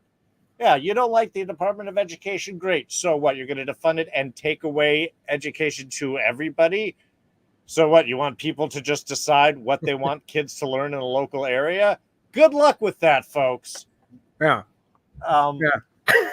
This is what this show is like. And to bring it up again, this show to all those morons out there was always political, and this has always been what the show has been about, and talking about these things about capitalism and everything else. And we don't have to talk about it. Like, we didn't really have to talk about it that much in previous seasons like this because we all knew it already. Yeah. We were able to focus on story and character because we already understood who this show was talking about. You didn't hear us go, and to also be clear, they make fun of liberals too. They make fun of, they do point, they go after the corporatism of superheroes and superhero media, and they don't have to say Disney. We all know, even though those of us on the horrifying progressive left side of things, we do know things. We just don't feel the need to talk about them because we'd rather talk about, I don't know, issues that matter. Not whether or not somebody wants to be called they, them. It's underlining how those positions of power will happily use the tools of the left and the tools of the right to their end, and happy that you two are going to be fighting all about it. We'll make the woke A-Train movie, which can go against the revenge Homelander movie and go head to head. We can have all these people battling against him, but they're all buying from the Vought snack bar right there. Yep. So in order to like kind of pull this back into the show, because that was great, but we have a few other people. Like, we could talk about Deep. We have kind of talked about Deep. The whole thing with the octopus. I like they gave her a voice. I like that they gave her a voice. I feel so bad for it because it's like he treats everything like something that he likes it until he doesn't, and then he just ignores it and moves on to the next whatever weird thing. And like, he's using the fact that they tell him he can't be with her to just not be with her, and to just, now he's focusing on whatever weird thing is going on with Sage or whatever will keep him famous, which means he doesn't know what to do with the octopus. So just, dude, let the octopus go. You can jump in the freaking water anytime you want. Let her go. But he also can't do that, right? He still wants her when he wants her. Yeah. He wants the power in the relationship because he doesn't have power anywhere else. He's in a tank, and that's how Deep should die. Deep should be smothered by the octopus on his face. Just smothered. Just like a little like how, spoilers for Hannibal, Mason Verger gets the eel shoved down his throat. Like the awful guy gets killed by this thing that he has in a tank. Mother's Milk. Not much to do this year so far. Just other than he's a really good guy. He feels like he's a really solid guy with not a lot of issues, other than he has to tell his daughter that Todd the weirdo died. But I guess they've got to make some joke about him having a big dick. That's an important thing. That was stuff. so random. But I mean, his thing is basically, and he lost all that weight. He looks great. Like, yeah, he looks great. It was like, but these days anything happens and you're like, I hope he's okay. We all just like jump to that kind of like thinking. But I feel like his part in this is really just support, mostly.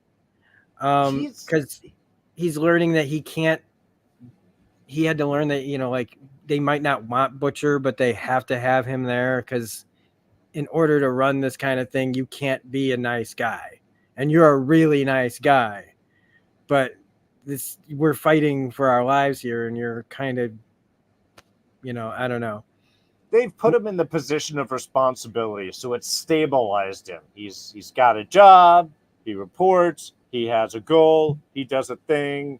This gives, for someone like him that can now set aside time for his wife and time for his kid and look out for people. It's kind of the perfect position for Mother's Milk. Yeah. I just wish that he had a bit more to do. But with all these people, it's just like, again, and where to shift focus, because, there's so much they want to spend on Homelander. There's so much they want to spend on this, or like on Butcher. And as it goes down, it's just like certain people just don't get as much to do it. And there was who's the other character that's kind of like him? I was thinking about. I lost it, but then you have Starlight, who is basically having to deal with the consequences of her past. Right. And not wanting to be Starlight anymore and wanting to be Annie January. And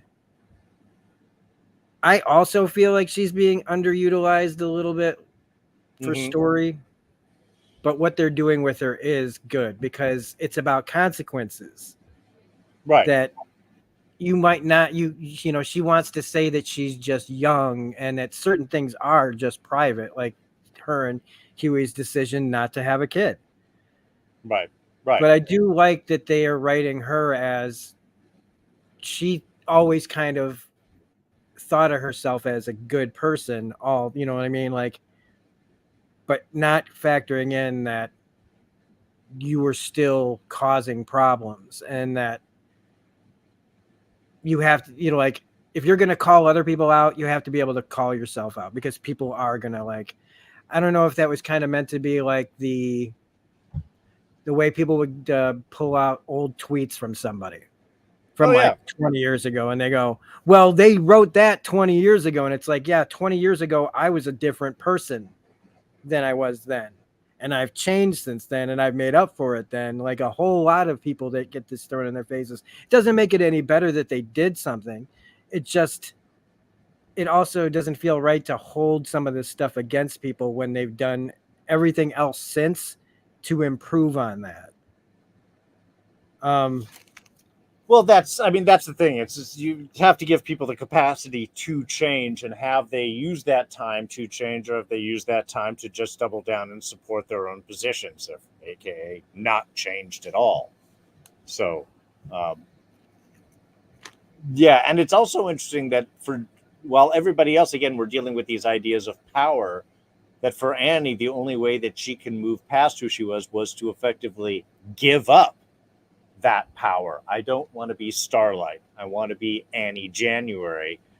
And it's using that power, which gets her back into trouble ultimately there at the end.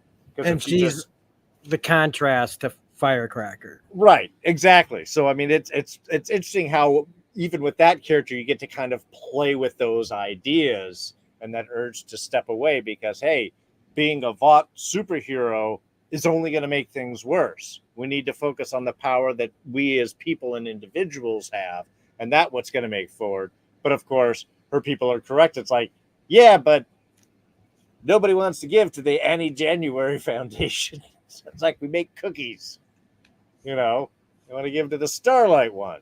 Oh, and this part of the arc, talking about Starlight, also the filming of a show with no audience, but it's supposed to represent like they're at some big audit, like the kind of Trump way of saying, you know, like there's a huge amount of people here listening, like to a crowd of no one. Yeah. Oh yeah. An audience of 0, and they're broadcasting it like they're doing something on Broadway, like like it's Rage Against the Machine in front of freaking Wall Street back in the day. Like, no, it's just it's all staged. And that's one of the things it's like so hard to like. It's so much like real world but hyper and exaggerated at the same time. Where you go, you know. It's just people would fall for it. People fall for it now. So it's just like, of course, it's just even as absurd as it might seem. It's just, nope. People will believe that that's what they're doing. Yeah. It's a fake set, folks. If we turn the camera slightly this way, you see the back of everybody and the guy holding the thing up and the fact there's no crowd and there's a green screen back there. Yeah. It's us as the, you know, that's the poking fun at the audience. And it's like, yeah, and it all works because people will happily fall with it. Why? Because it supports their worldview. Yeah. And they don't want to look any further and deeper from it if it's just going to tell them, hey, you're right. Yeah. These are bad people. And I don't know if it's a complaint really. It's just that they aren't being subtle anymore. It's almost like on purpose that they're not being subtle anymore, because it's like they really want to be clear. When Eric Kripke and Anthony Starr are both coming out and saying like, no, folks, this is not, we did not write a hero for you. We did not make a superhero version of Trump for you guys to glom onto. And so since you guys don't understand it, we're going to spell every single thing out so there's no doubt in anyone's mind who we're talking about anymore. And that's the only thing that sucks, is because, again, everybody else normal watching this show knew all this already. So it's a little bit harder to watch this season, I think, because I get it.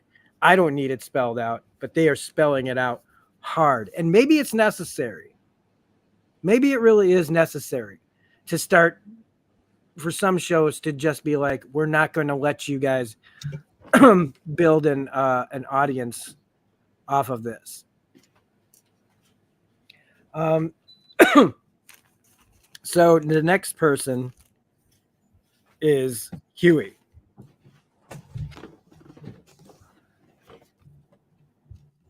And I think we're dealing with a little bit of, there we go. So I had to turn off my air. It was going nuts there. No, that's cool. Starting to freeze. So should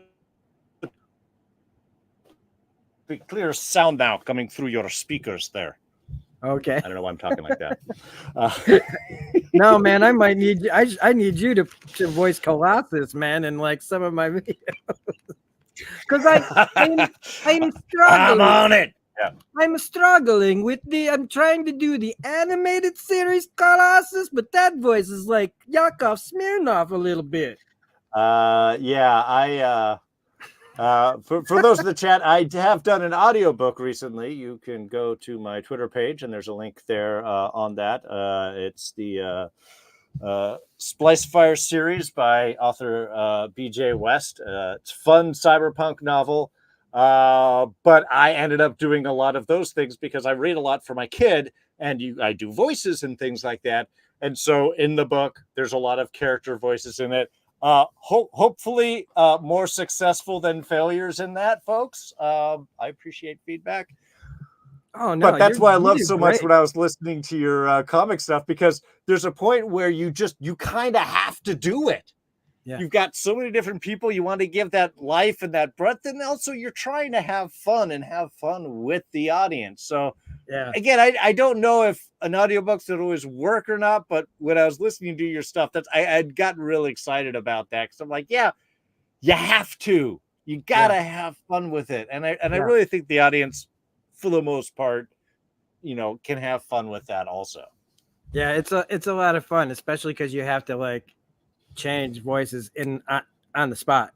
I'm Yeah. not like pausing and then going, okay, now we're gonna do these parts. It's like, no, I'm doing it on the fly, and that's why it's like all of a sudden I'm doing Colossus, then I'm doing Kurt, which is like German. So you got to go from Russian to German to like then Banshee wants to say something. You're like, Charles Xavier. How many accents can I ruin in a 5-minute period, folks? No. I hear you. That's what I'm saying. It's just, you want to have fun with it. There's no cruelty intended on any of these things. So we got what we got left is Huey, Butcher, and Homelander. Now Well, Huey's stuff is really personal stuff. And for some damn reason, I don't know what it is about Rosemary DeWitt, but I can't ever remember her name is Rosemary DeWitt. And I will sit there and I will know it 5 minutes ago, and then 5 minutes from now I'll forget who she is, what her name is, and I'll be like trying to like remember it until I finally go back to Google. I'm really glad that she's in this. She's really good.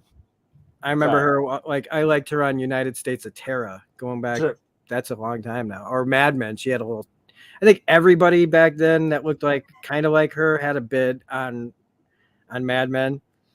But I really like that she's part of this too. Again, they need Huey to be distracted, but since everybody's going some past arc, they throw her in there as this big thing to throw him off. But really, it's like the story, I feel like his is like dealing with death. The choice that we have, like if we could save someone who's essentially dead, would we do it? Even though we know he doesn't want to live in this state. But he's having to deal with it with the last person he'd wanted to have deal with. The only other person I think people that he wouldn't want helping with this is like Butcher or Homelander. To be like, we're going to be the ones who decide this. I mean, can you imagine if Homelander showed up at his dad's hospital? I mean, yeah. So they have her thrown in here, and there was somebody who was trying to sell the idea that she's not real, that she was like Butcher's Becca, that maybe this was a side effect to them using V last year. But I was paying really close attention this time watching it, and it's like, no, she's clearly there. She has to get the V out of his coat. She starts crying after he leaves the room once, and they stay on her. It's like if she's a hallucination, that wouldn't happen. Well, the doctor does have the conversation with like, yeah, she has power of attorney. Yeah. So, I mean, yeah, there's people that just aren't paying attention because they see the one thing. I mean, if I could see why some people, if you aren't always watching, I mean, want to know why a lot of people miss things in shows, folks? It's the simplest thing in the entire world, and I'll show you right now. What? Rewind it. I'm looking up my facts. And then you rewind it, right? And you rewind it for the person. But while you were rewinding it, they're this. And you say, I'm pressing play. And they go, okay. And you press play, and then you look at them, and then they're just right back at this.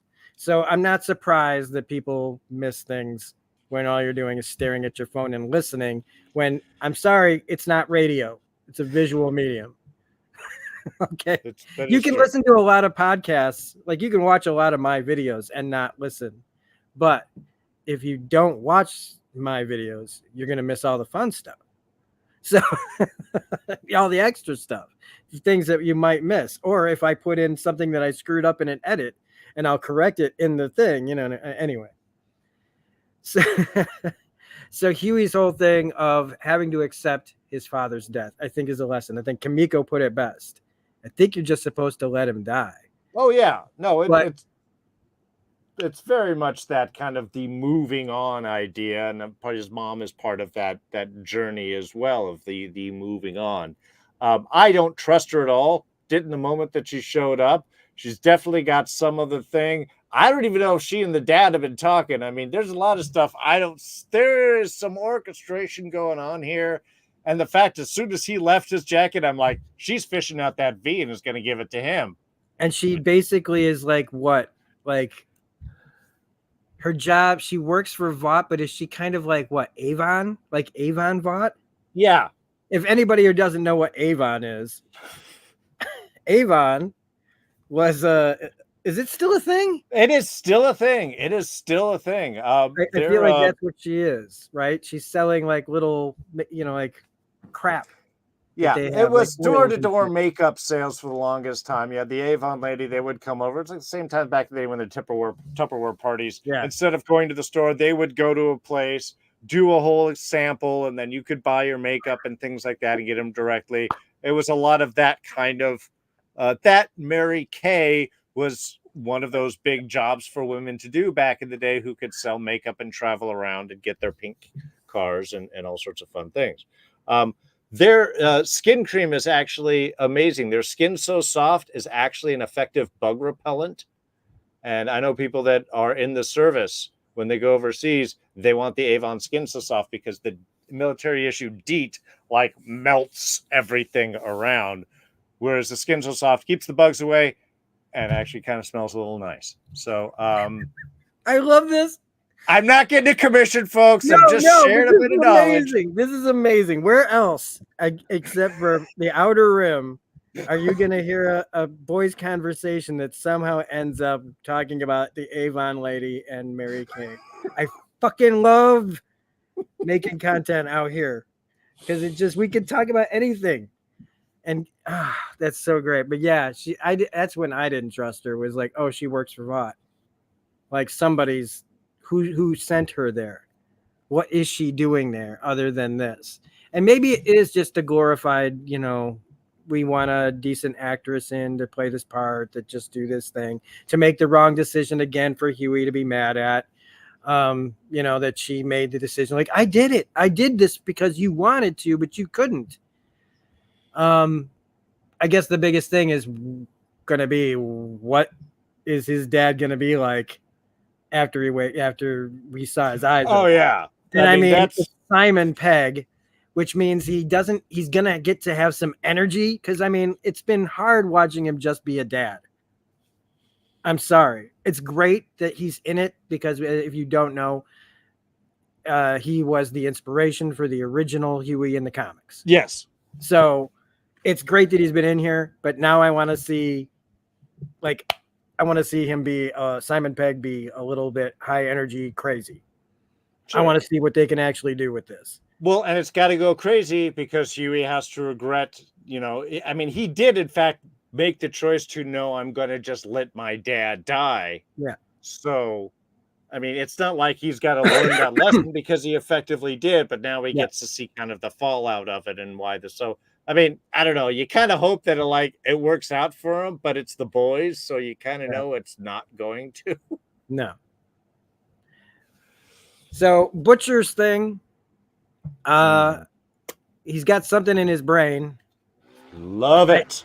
Would that have come from the V he stole from Frenchie? Honestly, that's an excellent question. Because whatever that is inside him, whatever power he got, and whatever's hulking him, I don't know what. I can't wait to find out what it visually is going to represent. But like when he finally took out, God's Not Dead director meets Mr. Fantastic. I don't remember the director's name of that, but he looks like that guy. Sure. The grifter preacher actor turned Mr. Fantastic. I loved finally getting to see him get killed by Butcher. The move with the fire extinguisher and everything, just I love it. There's nobody who can. I'm called Smirking Gun on my channel. I smirk because I don't like how I look when I smile. But Butcher smirks. Top tier smirking going on there. And that's why, I still say smirking gets a bad rap. Because I think a good smirk every now, they always say that's smirking son of a bitch. But honestly, a good smirk can just really lay off, because everybody loves Butcher when he gives that look like, come on. Mm-hmm. But No, it is, because there's a certain knowing slyness to it that I think, he has a vulnerability though this year that we've never seen. the fact, I mean, that they're still doing interesting stuff with Butcher is another one of those fascinating things, is because look, the character's a total cunt, to put in his own words. Yeah. And yet, yes, you are feeling for him. There's a humanity to him. There's a last breath. I mean, that first scene when he sees his son and he's like, I'm in the midst of this, and he's just got that, come on, man, I got a truck in the back. We can go and get out of here right now. Just let me save you. And go, it's like, I've got this moment. I mean, it was a perfect way to set everything up. And the fact that he's making these comments to this little side character, like, is he talking to himself? Is he just being a smartass? And that you realize later on, no, he's talking to his dead wife who's egging him on to do the right thing. And then there's some worm in his head. So it's like, is it a worm? Power? Is he infected? Is this a result of the V? Is the disease coming to life? Is the disease real, or is it just this thing? And if you can get him out of here, maybe he's not going to die. It's like, how do you actually allow me to raise these questions? Don't answer any of them. Give me more questions and make me worry about a guy that's suddenly going, I have a human being in me that I am trying to at least do the right thing for before I die. I mean, it's just, while Homelander is degrading into this monster, we're seeing Butcher actually dig into the deepest self and find his humanity. It's kind of amazing. Which also leads to Jeffrey Dean Morgan being. Is he really there? And I was like, I actually did kind of go down. Like, I started looking, I was like, is he a character from the comics? Is he like supposed to be like maybe his character from that movie, The Losers? I just really started looking into it. And it's just, no, he's just a CIA guy who I do think there was a character in the books by that name.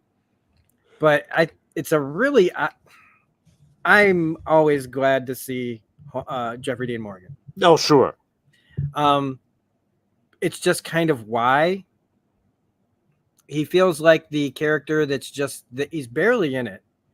Mm-hmm. And he feels like he's just there to what I would assume is either try to take Ryan, which would force Butcher to do something, or Homelander, or both. He seems like a guy who, yeah, he's smiling and they're buddies, but when he didn't drug him, there you could tell that there was something there already, like this, like, we have to figure out how to either train this kid or kill him. And since Ryan still feels like he's the key to all this in a lot of ways. Oh yeah. Unfortunately, I say that because I really mean it. It's unfortunate because I don't know if it's I like kid actors. I don't know if he's written this way or what, but it's just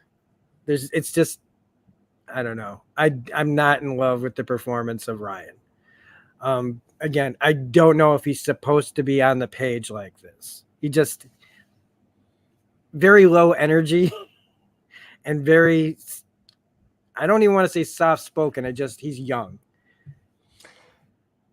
And I'm not going to hold it against him as an actor. It's very much kind of just a plot driven reactive force there. Yeah. What does he need to be? He's a MacGuffin, basically. He's the thing that they got to protect to so that he's the fifth element, right? It's the lead, we need him to be the savior at the end. He is the complicating force between Butcher and Homelander. So he's got to appeal to each one and feed off the other one, and which way is he going, and so on. So yeah, they have to make him kind of milk toasty and mealy in order to make that work, I think, which is just kind of unfortunate. And you're right. You don't know what's the writing and what's the actor. And I'm not going to harp on any kid who's got a job like this trying to make it all work. Sure. And then it just comes down to Homelander. I really don't know what else to say about him because it's just Anthony Starr is just amazing in this role. and what they continue to do with him and how they continue to make us believe that he hasn't killed everyone on the planet. And this season, they've decided to just go really internal, make him so much more insecure. The ability that he just, he's indoctrinating his kid. He doesn't understand empathy. He doesn't understand why his kid cares about people. And it's like, because he was raised to care about people. His, like all these things are like that lead him to like awful places. Like Ryan, until he got involved in Ryan's life was fine. Before he knew all of this, Ryan's life was fine. He's ruining Ryan's life. And not accepting what this kid wants to do and think and feel, and going down there and with the Fudgy the whale and just going down there thinking like I swear he's like Jazz, man. I don't even think he knows all the time what he's going to do or think or say. It's like, I'm just going to go down there and wing it. And he thinks it's like, I don't think he ever even thinks that far ahead of like, in 10 minutes, I'm going to have everybody dead in the other room. Yeah. I think he's very much follows like, I want to do the right thing. I want to try to investigate. This is what I'm supposed to do, right? I'm supposed to go to my fast and face my past and do my thing. That's what I will do. And then I get down there and I got to have the most psychotic reaction because you're not understanding what it is you're actually doing there. You're reading the instructions without any of the depth behind it. And this is, I think, in the writing, which is these people not remembering what they did to him.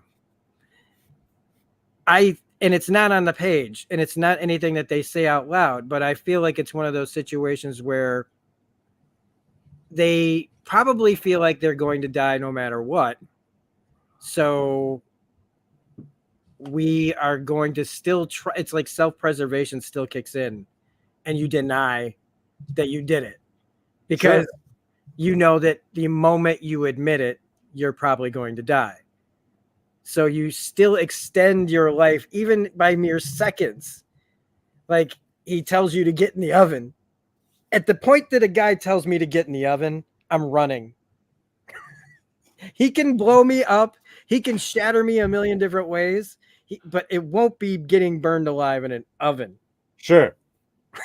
I'm not, no matter what. I have played this scenario too many times in my head, but I'm not getting. Well, that's fascinating, right there. Not getting in that oven, man. You can shoot me, but it's the I'd rather die on my feet than live on my knees kind of thing. Sure. But what it illustrates there is that banality of evil. Yeah. The everyday stuff. You're right. They don't, and I was talking before, like how much I just wish they would apologize, but you're right. The problem is they don't realize or remember what they did. It was just so much what we were doing. There wasn't any empathy associated on their part. So yeah, just sitting there and throwing a basket while he's on fire. He's indestructible. We just want to see how far. How much can you get let this happen? Do you bother to ask, hey, does this hurt while you're being invulnerable? You don't ask that question because you're just focused on this thing. And that's it. The fact of, the guy who called him Squirt, man, he may have said 1,000 different things, but that was the one thing that Homelander fixated on. I don't even, God, I was just, the time I served pizza for lunch, I didn't even remember the day we got pizza for lunch. And that's the day that you're focused on. So yeah, there's a million days where nothing happens or good things happen. You have a good day, but a good day just generally isn't that memorable. Not every good day is like days that like a day that I had like this year where I got, I get to meet, not every day I get to meet Mads Mikkelsen, you know what I'm saying? Where it's like, that's a special kind of good day. Most good days we just forget about because nothing bad happened to us. And so we just go on. it's those moments that throw our lives off that you always will remember, are burned into your memory. It's why people like I said, you never know what saying something to somebody 20 years ago is going to stick. And then, you see them again, and that's that first thing that they say is, remember when you did this to me? Yeah. And we see It's that like, with Homelander and Firecracker and those things, that all type of obsession of this one moment that maybe have not have been big, but it just sticks with you and it's important to you, but that doesn't mean that it was that same type of impact to anybody else. and it also doesn't mean, like, to him, I feel like he's trying to justify why he's does what he does. He's like, oh, well, it's just this, oh, I feel better now. I took out the things that made me bad. So now, like, he has that look on his face, like, I feel better now. But it's like, no, you don't understand. You're so much worse. Yeah. There is no forgiveness. There's no moving past. You're just like, I kill it and it's done and we move on. The one thing I did really also love about that scene, of the multiple things we're talking about, is, of course, when Barbara gets there and explains to him, oh, you were trouble. You scared the crap out of us from the very, very beginning. You lasered your way out of your mom's stomach, floated up into the air, and scared the crap out of everybody. And the only way we thought to control you was to give you a need for love. Ugh.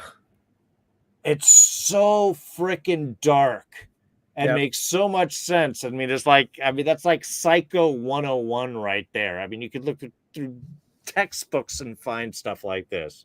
Yeah. Just what a dark choice that is. And also, but what do you do in that circumstance either? You've got to have him need you. Otherwise, because you can't stop him. He's going to fly out. He can laser anybody. He's not going to stay in the room unless you make him want to stay in that room for some reason. So there's just that darkness. Again, it's Homelander is a bad enough situation because he's ultimate power with absolutely nothing that has to be done to earn it. I mean, and that's a lot of the boys. No power is earned. Yeah. It's just given, and then you got to figure out what to do with it. And of course, with most people, it's you think that this is your God right, and therefore it makes you better than everybody else because of this thing that you did nothing to earn. And Homelander is that ultimate example of that. The evil Superman. What are you going to do if somebody who has ultimate power decides they don't need you and can do whatever he wants? Who's going to stop it? And the fact that we're 4 seasons in, halfway through a 4th season, with knowing one more season to go in this stuff, and they're still finding interesting stories and character and issues to delve into within that, is just astounding. And you're right. I just wish the television Academy would watch the show and nominate Anthony Starr for something. We also should talk about, as far as like his character, of his own mortality, knowing that he is going to die. Like, he's not Superman. He's a man with superpowers, and he's going to get older and die. And so what happens when Superman realizes he's going to die? Any of us have, we have midlife crises. We have all kinds of things that, but like when when this kind of guy realizes, oh shit, I am not long for this world. Well, and there's an interesting thing with Ryan in that, is because usually in the setup here is, if you're dying, you look for legacy. The way that you find immortality is continuing your line. And so he's trying to teach Ryan how to be the hero that he wants to be and should be, and is trying to set him up to do that, and yet can't allow Ryan to grab the spotlight ahead of him. Yeah. So I am wondering if ultimately what it feels like is, while he's trying to be the good dad, he's going to fall into the, I don't know, please, I apologize if this gives everybody bad flashbacks, an apocalypse type situation where he just decides, can I just take his body? And is that going to be the next season type kind of thing? Because that's the only interest of Homelander that he does, because he wants to care for Ryan, but he doesn't know how. Yeah. And if he's looking for immortality, ultimately he may be the type of character that says, well, can I just take it? Can we just, Freaky Friday body swap? He has all my powers anyways. The next version of me, I should be doing that. And I wonder if that's ultimately where we're going to go at. Because, again, when you can't let go of that giving up the spotlight to your kid, how are you going to let your kid then take over you? I'm really curious about that. Anyway, that's my little No, that's great. forward. Yeah, that's great. And that's a good place to I feel like we've covered like I said, we're not going scene by scene. There's so many things we missed. I mean, Frenchie doing drugs and seeing all kinds of stuff come out of people's heads when they get, their heads blown off with bubbles coming out and stuff. There's so many things that we could talk about, but that's just not that interesting. That's just recapping and going, remember when? I mean, it's not I always joke that this isn't the Chris Farley show. Like, we're not all, remember that time when, you sang Jude with the other Beatles? That was awesome. That's so cool. So cool. And there's a time and a place for all that stuff in a lot of my other videos, but not when I'm like doing a video like this with a friend where we just want to really talk about it. And I also want to bring up the chat. I have been noticing I'm reading stuff. Words to live by: don't get in the oven. Thanks, Rena. Yeah, simple, I know, right? Don't get in the oven. But you know what? There's a reason, there's this little mark on my head right here where my hair won't grow right. And that's because I did get in an oven once. And I singed my hair and it never grew back. So don't get in the oven, kids. Just don't. Yeah. See, like she said, words to live by. More than one way. No, this was awesome, because again, I love being able to talk theme and structure and stuff with you, and what's working, what isn't working, why, what isn't. We always tend to get in our theories, and of course, most of the time our theories are all completely wrong. But it's still fun to talk about them. Yeah, and I don't think we really went down too many weird rabbit holes. I think I'm just really curious of how they're gonna all pull it all together, in the end, and who all is gonna make it out of this season alive, and who's not, and are they gonna, is it gonna be a more slimmed down season 5? Sure. Do we really need? I mean, a ton of new actors. I honestly hope that they don't bring in a ton of new people for season 5, because I could almost see them wanting to throw out anybody that wanted to be on the show just for some sort of superhero scene, like Avengers Endgame, where anybody that's ever been a soup or is a soup decides to come out and fight. Because I could see that happening on this show. There's a lot of soups out there, and we just don't know any of them. And if Homelander decided to put together his own little hero shield in front of himself, I could see him doing that. Come on, we're gonna be all together, but I really just want a whole lot of people surrounding me that'll go down first. It's the end game battle, except Thanos just pushes everybody in front of him first. Yeah, there's no Captain America saying Avengers assemble. Everybody's gonna get disassembled really quickly by laser beams and other shit. Yeah, well, I think that Jeffrey Dean Morgan is really being set up to be more of a bigger season 5 character. To me, this is one of those, Victoria was sort of set up a little bit and then became bigger after on. I think this is, as Victoria's going